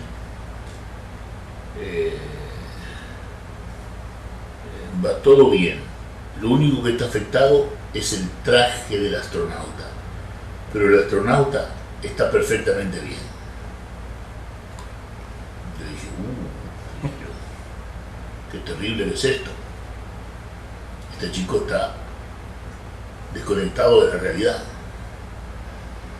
Y entonces almorzábamos con el Dr. Weiss, 1976, en la Universidad de Miami. Y él era considerado uno de los más grandes psicoanalistas de Miami del momento. Y almorzábamos, ¿no? Almorzábamos creo que los jueves, ¿no? Para ver el caso que yo veía los miércoles. Y entonces yo llego y le digo, entre plato y plato, le digo, este muchacho me preocupa mucho porque me dice que el astronauta está lo más bien, lo que está afectado es el traje. Y digo, yo lo que quiero decirle es que se deje de jorobar con eso del traje y del astronauta, que él es, no me acuerdo el nombre de él en este momento, pero creo que teníamos recortes de diario y todo, él es Juan Pérez, y que se deje de embromar con que el astronauta. Y me dice, no se le ocurra hacer eso. Me dice el Weiss, el doctor Weiss, y le digo yo, ¿por qué no? Si no hay que traerlo a la realidad. No, hay casos en que hay que proteger la defensa de negación, porque la defensa de negación todos la tenemos. Por ejemplo, yo iba a la Argentina después de la masacre del Trelew, que estaba todo el mundo peleando con todo el mundo y desaparecía la gente. Mi padre me decía que todo estaba bien, pero mi padre estaba negando lo que estaba pasando, como la mayor parte de la gente. Y lo que estaba haciendo el niño era negando su situación. Es decir, el traje está afectado, pero el astronauta está bien. Y me dice el doctor Weiss, no le diga nada sobre el astronauta. Usted tiene que mantener al astronauta allí y tiene que mantener el traje dañado. ¿Y por qué? ¿Acaso no lo estoy mintiendo de esa manera? No, está protegiendo lo único que tiene, que es la defensa de negación. Si usted le saca la defensa de negación, ¿qué cree usted que va a tener ese chico? Sí, pero le dieron $1 millón, está la habitación llena de niñas. Y usted le saca la defensa de negación. Deje todo lo demás que hay afuera. Olvídese el $1 millón, olvídese de las niñas. Y usted le saca a él la defensa de negación. ¿Qué tiene? Está partido en dos. Está completamente incapacitado. Por supuesto, el brazo había perdido, ¿no? Tenía un solo brazo, media pierna, había sacado los genitales y le había sacado la mitad del intestino. ¿Y qué cree que tiene él? Bueno, tiene a sí mismo. Hay que enfatizar que lo que importa es que él tiene que... No. Hay que enfatizar la negación. Porque si usted le saca la negación, ese chico se suicida. Así que mantenga la negación en la terapia. Fue una gran sorpresa que yo tuve tratando a un paciente y que mi supervisor me dijera que había que mantener la negación, que es la defensa más primitiva que existe. La defensa del bebé, la defensa del niño de 1 año, de 2 años, de 3 años. La defensa del esquizofrénico. La negación y la proyección. La defensa más inmadura que hay. Aquí no pasa nada.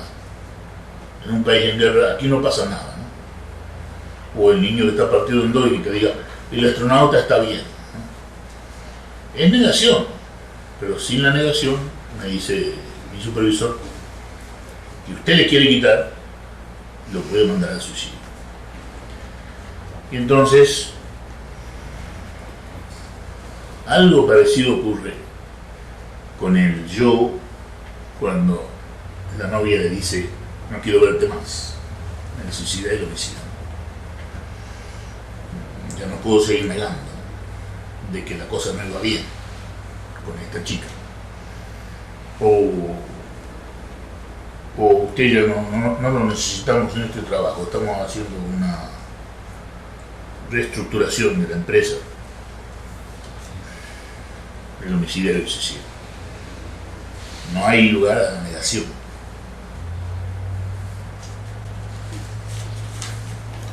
Y después tenemos en nuestra cultura mucha influencia de la filosofía y la metafísica, porque se han sobrevalorado la filosofía y la metafísica.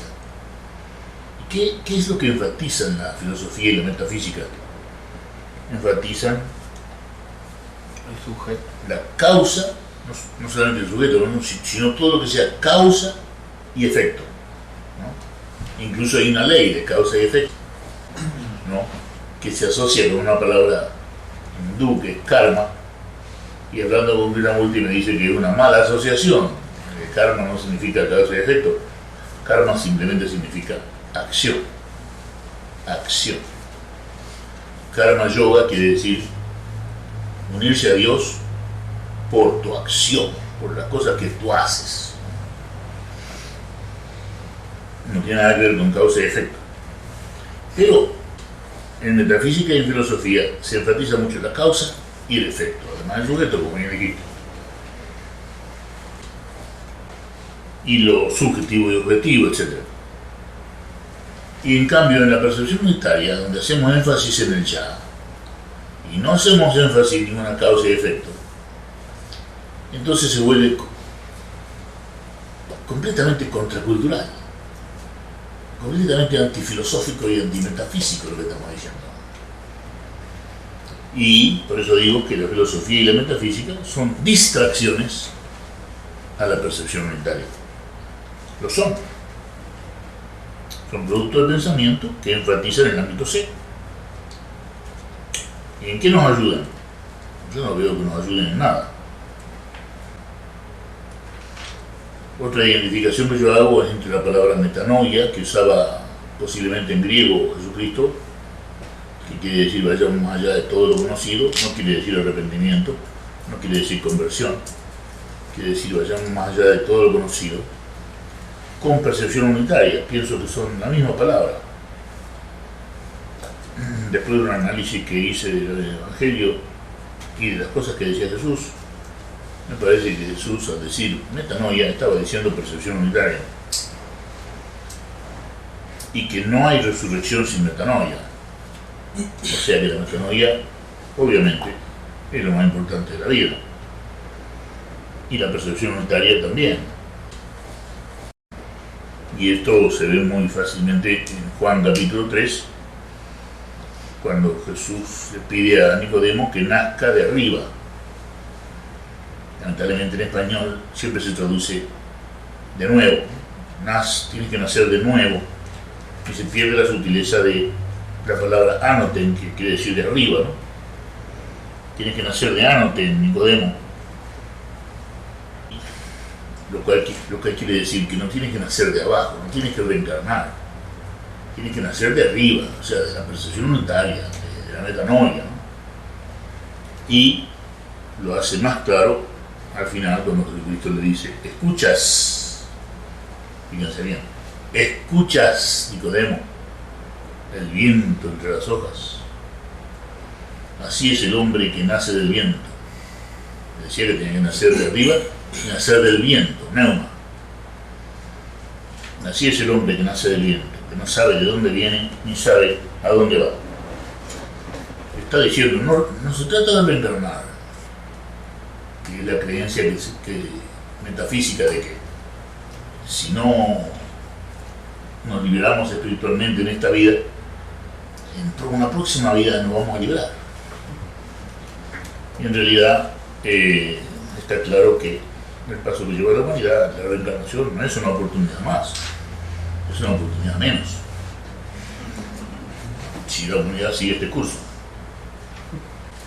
Y bueno, entonces nacer ya y nacer del aire, obviamente para mí es sinónimo de percepción unitaria. ¿Y cómo?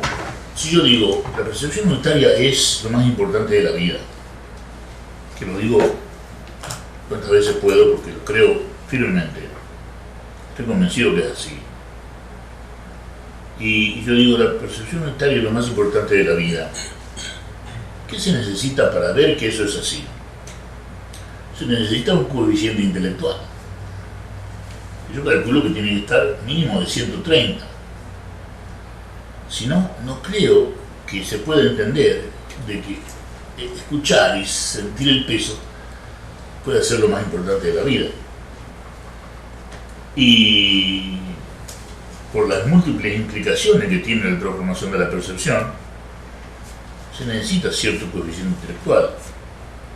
¿Qué más se necesita? Se necesita leer lo que se ha escrito sobre percepción unitaria, entenderlo, dialogarlo, como decía JK. Dialoguen, reúnanse para dialogar. Aunque no les guste dialogar, hay mucha gente que no le gusta ir a una reunión a dialogar. Y JK insistía: reúnanse, dialoguen. Aunque no les guste reunirse y dialogar, háganlo. Y por supuesto, vivenciar qué es la percepción unitaria. Eso es fundamental. Si uno lo vive, empieza a comprender que esa paz, esa energía, es lo más importante de la vida. Como me dice JK a mí, ¿no? ¿Por qué tengo que escuchar? Hágalo y vea lo que pasa. O sea que él desalienta mi adicción al pensamiento y a buscar explicaciones del pensamiento, y me está diciendo: hágalo y vea lo que pasa. ¿Qué está queriendo decir? Salga del pensamiento y vea lo que pasa. Y repito, que la percepción unitaria es vivir en la creación, no solamente en lo creado. Una cosa que está muy grabada en la educación, ¿no?, que viene, yo creo que del catecismo católico, ¿no?, que es darle discursos a los hijos o a la gente para que comprendan cosas. Y no es con discursos que se comprenden las cosas. El catecismo, ¿qué quiere decir? Quiere decir, tiene dos palabras griegas: katas, ecos. Katas quiere decir abajo, ecos, el eco. quiere decir que, qué sé yo, creo en Dios Padre Todopoderoso. Y los niños tienen que repetir, creo en Dios Padre Todopoderoso. Creo en la Virgen María, creo en la Virgen María. O sea, se tiene que repetir lo que está diciendo el sacerdote textualmente. Y esa era la manera de educar. Cartas ecos. El eco ahí abajo. ¿Implica qué? Implica jerarquía, cartas abajo. Implica que los de abajo tienen que hacerle eco a los de arriba. O sea, no tienen que pensar, tienen que repetir. Y entonces,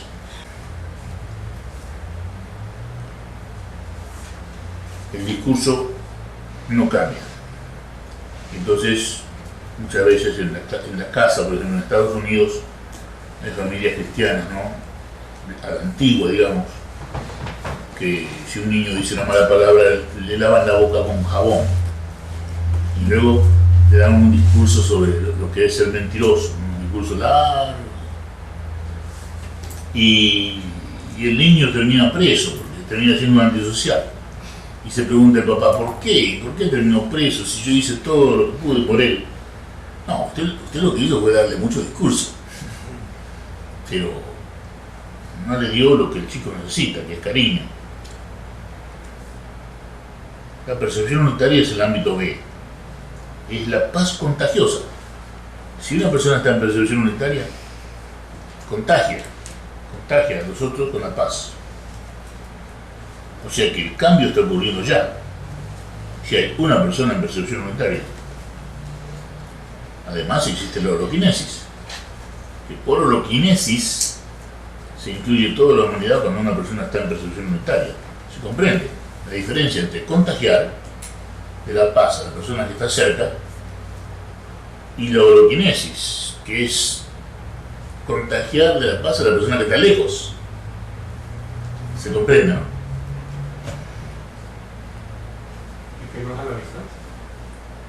Y que, bueno, en última instancia no es distancia, aunque esté lejos la persona, no es distancia, no es la distancia lo que es relevante, ¿no? Sino el cambio holoquinético, que es el contacto con todo al mismo tiempo. Y también decimos que en terapia el conductismo tiene su lugar. ¿Te acuerdas, Javier, cuál es el lugar del conductismo en la terapia? Nosotros le decimos al psicólogo que viene a trabajar al CPH que el conductismo tiene una función, un lugar. ¿Te acuerdas cuál? El retardo mental. O sea, si el niño está retardado, no pretenda darle otra cosa que conductismo. Y a los pobres padres puede darle alguna regla de conductismo para modificar la conducta del niño. Pero es por la limitación del niño que vamos al conductismo. No es para sustituir la percepción unitaria. Los padres necesitan percepción unitaria y alguna regla de conducta del conductismo para el hijo que es retardado. Pero los padres necesitan de la percepción unitaria. También un adulto, ¿no? Con un retraso mental grave. Un adulto con retraso mental grave se va a beneficiar del conductismo. Claro, el asunto es que el conductismo opera por inducción, ¿no? O sea, alguien tiene que regular tu conducta, ¿no? Es muy difícil que una persona regule su conducta, sobre todo un retardado, por sí mismo, ¿no? Preguntas o comentarios, tenemos 10 minutos.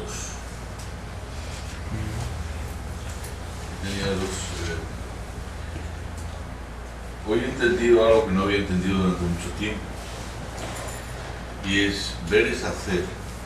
Entonces la frase ver es hacer, yo la entendía como en el acto de ver uno se dará cuenta de qué es lo que tiene que hacer. Es. Pero hoy he entendido el otro sentido que me parece importantísimo, que ver es acción en sí. Claro. O sea, la acción, decía JK. Pero es que si se dice hacer, es dinámico, entonces uno entiende que ver le prepara para hacer, que está implícito. En cambio, ver esa acción en sí tiene un sentido inmenso. Inmenso. Entonces hoy no es prepararse para hacer, es hacer. Y es la acción por excelencia que nosotros menospreciamos, porque creemos que ver no es hacer. Ver, ¿qué? Y ver, y con eso es todo. Con ver está todo hecho. Si uno ve en percepción unitaria, uno está haciendo la más grande contribución política y económica al planeta, no solamente a la familia, a la humanidad entera. Solamente ver en percepción unitaria es la mayor contribución, porque estamos contribuyendo con nuestra paz, con nuestra energía. Sí, no hay sutileza en eso de ver y hacer. Vemos nada más que el aspecto de prepararnos para hacer porque vemos. No. Ver y hacer en sí, ya. El acto de ver es la más importante de las acciones. Ver y escuchar al mismo tiempo. Ver como sinónimo de percepción unitaria. Sí. ¿Alguna otra pregunta o comentario? tenía otra también. Sí. Cuando al principio de todo de la clase, la oroquinesis es el movimiento de aquí hasta aquí, entre el orden implícito y explícito del universo, y sucede en el mismo espacio. Entonces el espacio es del orden explícito, porque el orden implícito es multidimensional. Entonces, el que la oroquinesis suceda aquí en el mismo espacio es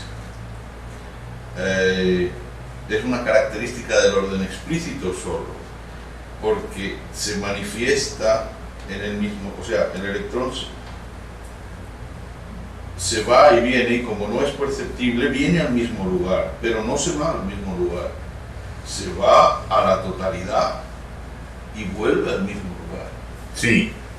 Yo no sé. Lo que yo estaba puntualizando. ¿Puedes repetir un poquito para Argentina? Bueno, lo que está diciendo es un comentario sobre lo que es la oroquinesis, el movimiento de aquí hasta aquí.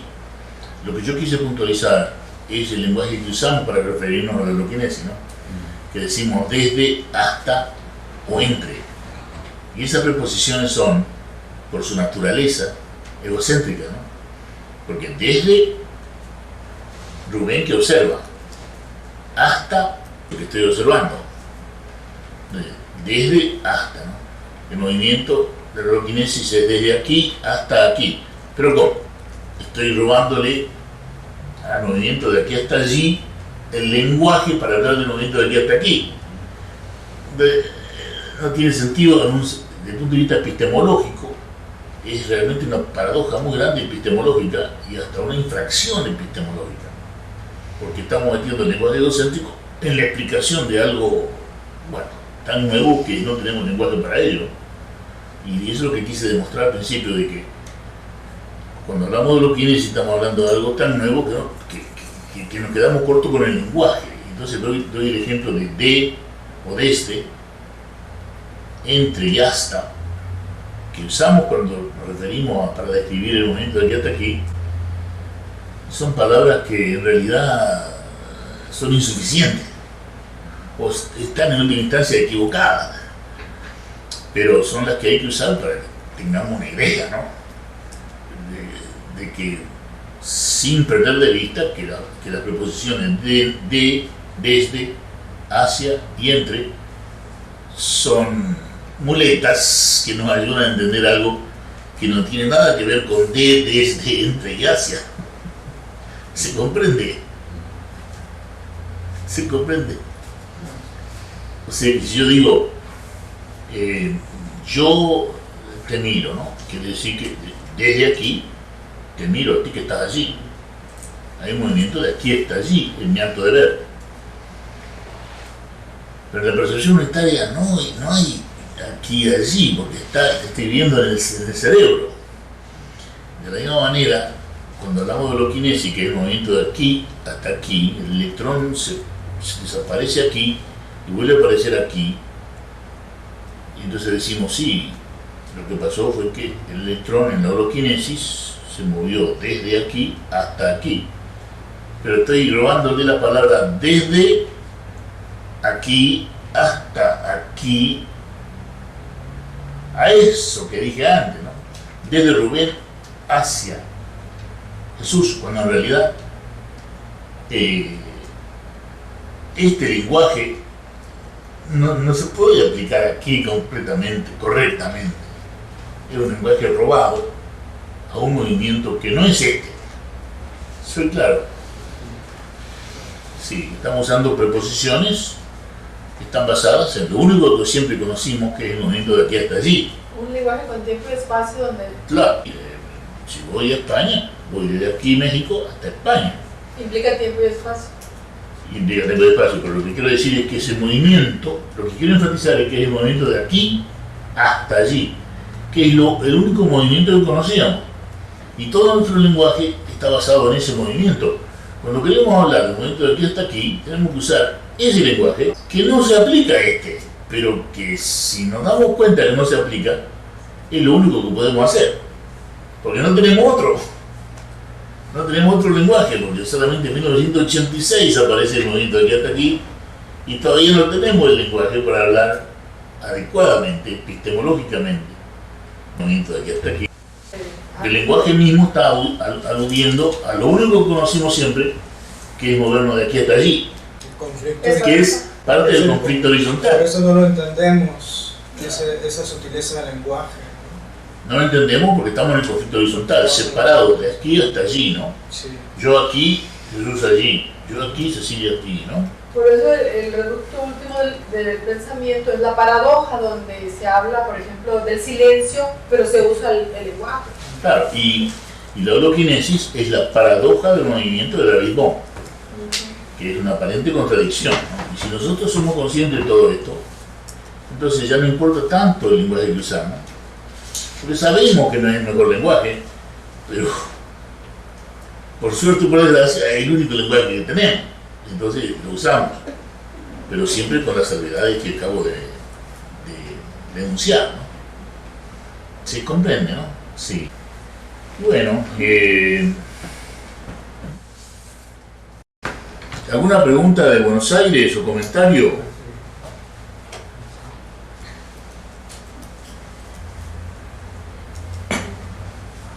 ¿Rubén? Sí. Y hoy si vos tuvieras que ver a ese chico que perdió el cuerpo, ¿también estarías de acuerdo con Way? Como para tratarlo, lo que te dijo esto. Bueno, sí. Sí. Además de hacer lo que me dijo Weiss, que estaba muy bien, le daría algo que yo en aquel entonces no tenía, que es la percepción unitaria. Y entonces le estaría dando una vida verdadera, no imaginaria, que podría ser eventualmente, que no necesitara de la negación. Pero el hecho de preservar la negación en aquel momento, cuando no había más que psicoanálisis, en aquel momento, en esa terapia, era lo adecuado. Y yo ahora preservara la negación, sí, en un caso extremo, pero yo le agregaría la percepción unitaria, sin duda, ¿no? Sí, te estoy contestando, ¿no? Sí, perfecto. Y te hago una pregunta, lo de la metadepresión, ¿no? Viste que vos sabés que hay una hipnosis genética.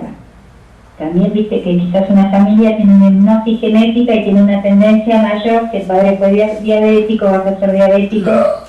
¿Puede ser que eso esté originando, o que ya está originado en nosotros o en gente que viene, que influye más en la depresión genética, después la metadepresión? ¿O no tiene nada que ver? No sé si me expreso bien. Sí, lo que pasa es que tenemos que hacer la diferencia entre depresión y metadepresión, porque no tendríamos que darle antidepresivos a un metadeprimido. Yo creo que los metadeprimidos están aumentando. Yo diría groseramente, porque no se ha hecho un estudio de esto, pero groseramente me da la impresión de, por lo menos, ¿no? En Mexicali, ¿no? Donde yo me muevo, 50% de la gente está con metadepresión, siendo moderado y restringido.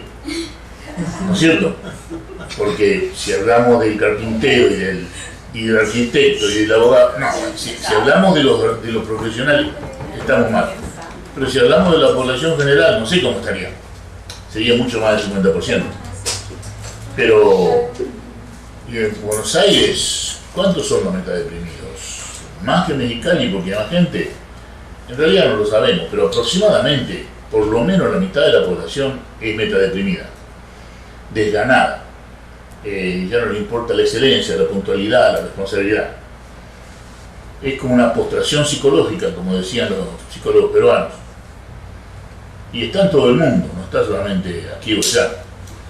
Y hay que diferenciarlo de la depresión porque no se benefician de la medicación antidepresiva. ¿Te estoy contestando? Sí, perfecto. Sí. ¿Y alguien que está muerto de hambre también tendría metadepresión? Bueno, es curioso, ¿no? Los grados de adversidad que yo he visto en mi mundo, porque yo he andado por todo el mundo, ¿no? Gracias a Dios. Y he tenido un paciente en Alaska que me decía, el paciente que era deprimido pero que estaba tomando antidepresivos y se sentía bien. El drama de él era el drama económico era el de él, ¿no? Que me decía, yo el 15 del mes se me acaba la plata. ¿No? La plata que me dan el primero llega el 15 y ya no tengo más plata, más dinero. ¿Y cómo se las arregla con la comida? Y en el supermercado ya saben que me tienen que dar café y pan, rebanada y café. ¿Y eso es lo que usted come? Sí. ¿Por cuánto tiempo? Por 15 días. O sea que este paciente comía café con pan tostado, rebanada de pan blanco tostado, por 15 días, todos los meses. Y yo le digo, caramba, ¿y usted cómo se siente con respecto a eso? Ah, no, yo le doy gracias a Dios que tengo el café y el pan. Yo estoy feliz. Yo veo a mi novia y soy feliz, y veo los pájaros. Y el hombre estaba feliz. Entonces yo digo, no es meramente la adversidad lo que hace que una persona caiga.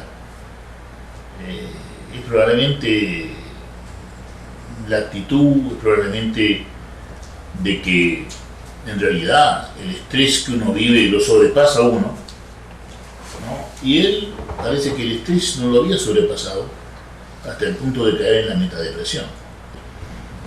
No, estaba lo más bien. Y sin embargo he visto gente, ¿no?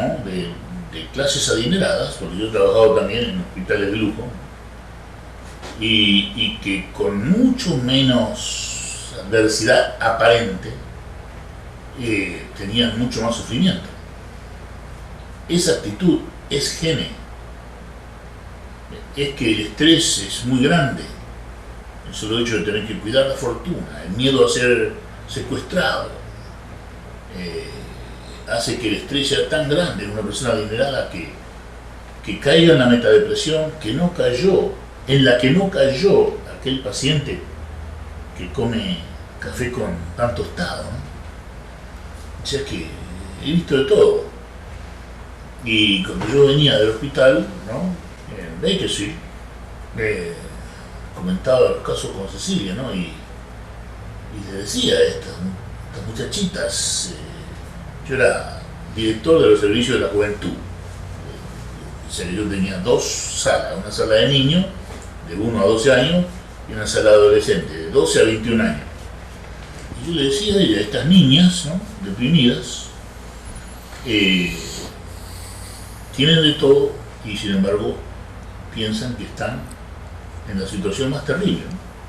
Muchos suicidios, precisamente. Y muchos intentos de suicidio, ¿no? Muchas de ellas habían caído en la costumbre y en la moda, ¿no? de cortarse con gilet, ¿no? El brazo, ¿no? Y jugar con eso, porque ahí está la vena, ¿no? Y no, yo solamente me corto porque está de moda cortarme. cerquita de la B, ¿no? Y es toda una moda eso, ¿no? No sé si se llama emo. Emos. Y es toda una moda, después me enteré gracias a ustedes que es una moda, ¿no? Emos. Sí, bueno. Y entonces, hay modas culturales, pero esas modas culturales como la de los emos, ¿por qué son así? ¿Por qué tienen esas características, ¿no? Que se acercan al suicidio, ¿no? Existen situaciones, digamos, socioeconómicas y psicosociales que hacen que la moda tenga ciertas características que no tenía la moda del año 1950, ¿no? Por decir algo, ¿no? Sí, todo esto merece estudio, ¿no? Y bueno, entonces, no sé si habrá más preguntas en Buenos Aires o comentarios. Sí, yo, Rubén, en el caso de este muchachito que te preguntaban qué le dirías ahora o qué le dirías ahora, pero al darle PU no le estarías quitando la negación. Yo en aquel entonces le daba lo que tenía que darle, psicoanálisis bajo la supervisión de un psicoanalista prestigioso de Miami. Aparte de ser un buen psiquiatra, era un buen profesor y un buen supervisor. Y él me dio el consejo adecuado: proteger la negación en caso extremo como ese, porque si no se va al suicidio. ¿Qué haría yo ahora? Yo protegería la negación y le enseñaría percepción unitaria. ¿Y a dónde lo lleva al individuo la percepción unitaria? No sabemos. No sabemos. O sea, ¿a dónde lo lleva? Sabemos que da mucha paz inmediata y energía en poco tiempo. Pero ¿a dónde nos lleva la percepción unitaria, ¿no? Yo creo que favorece la recepción de lo sagrado, favorece la recepción de la iluminación. Lo creo.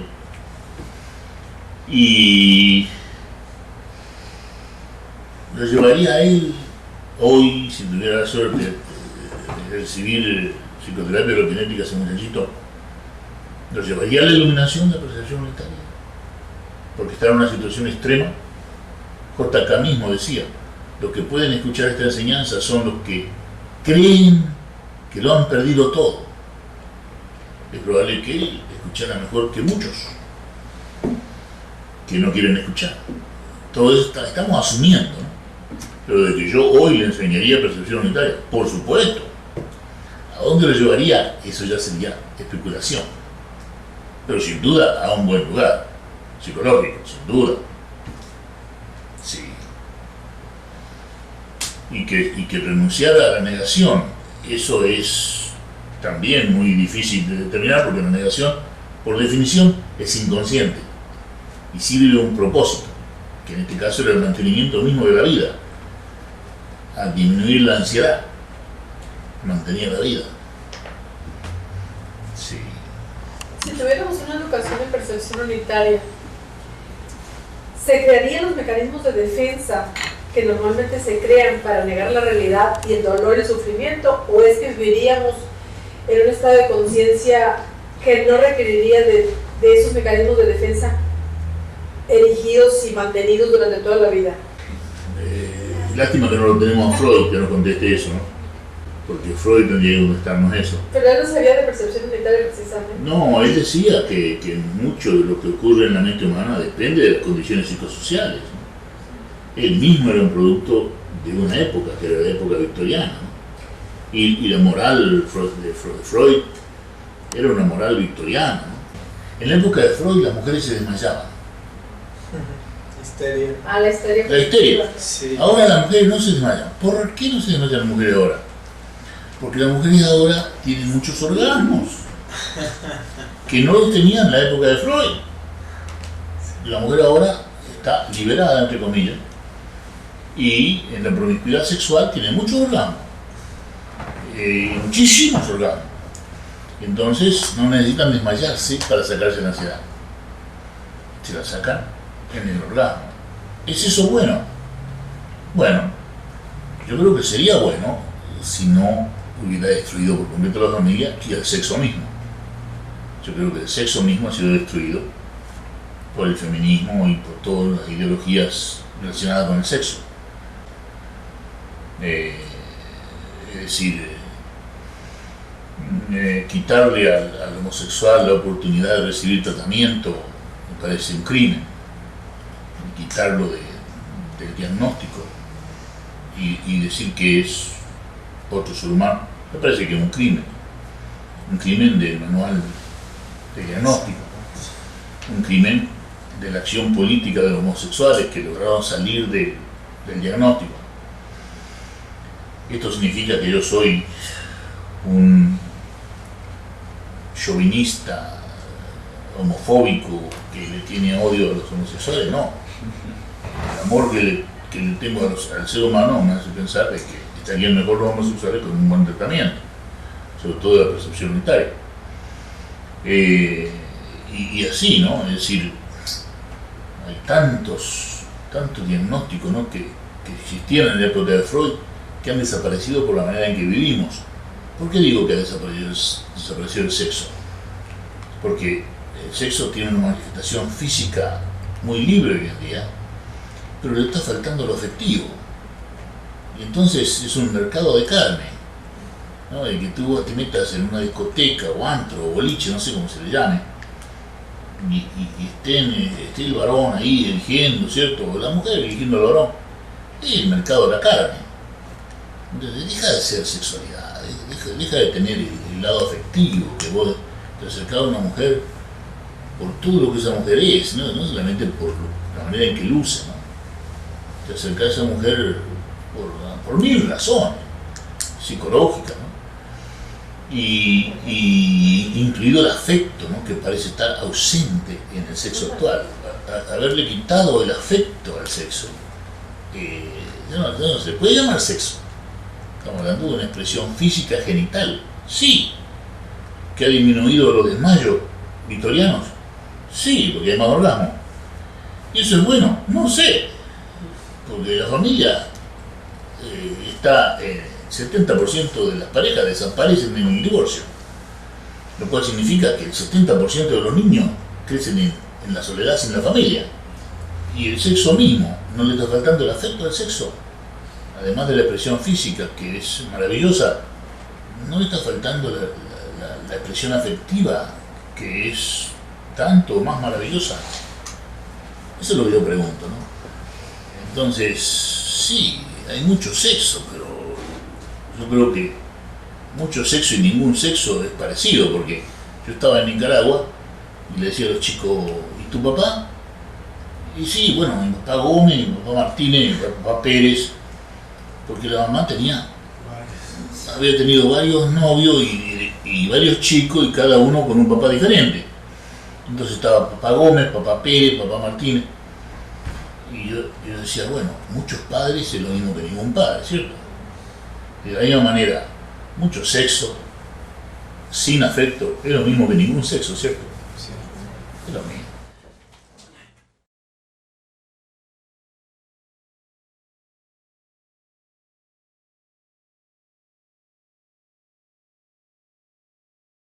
Nos vemos el próximo domingo a las 10 de Mexicali y a las 2 de Buenos Aires.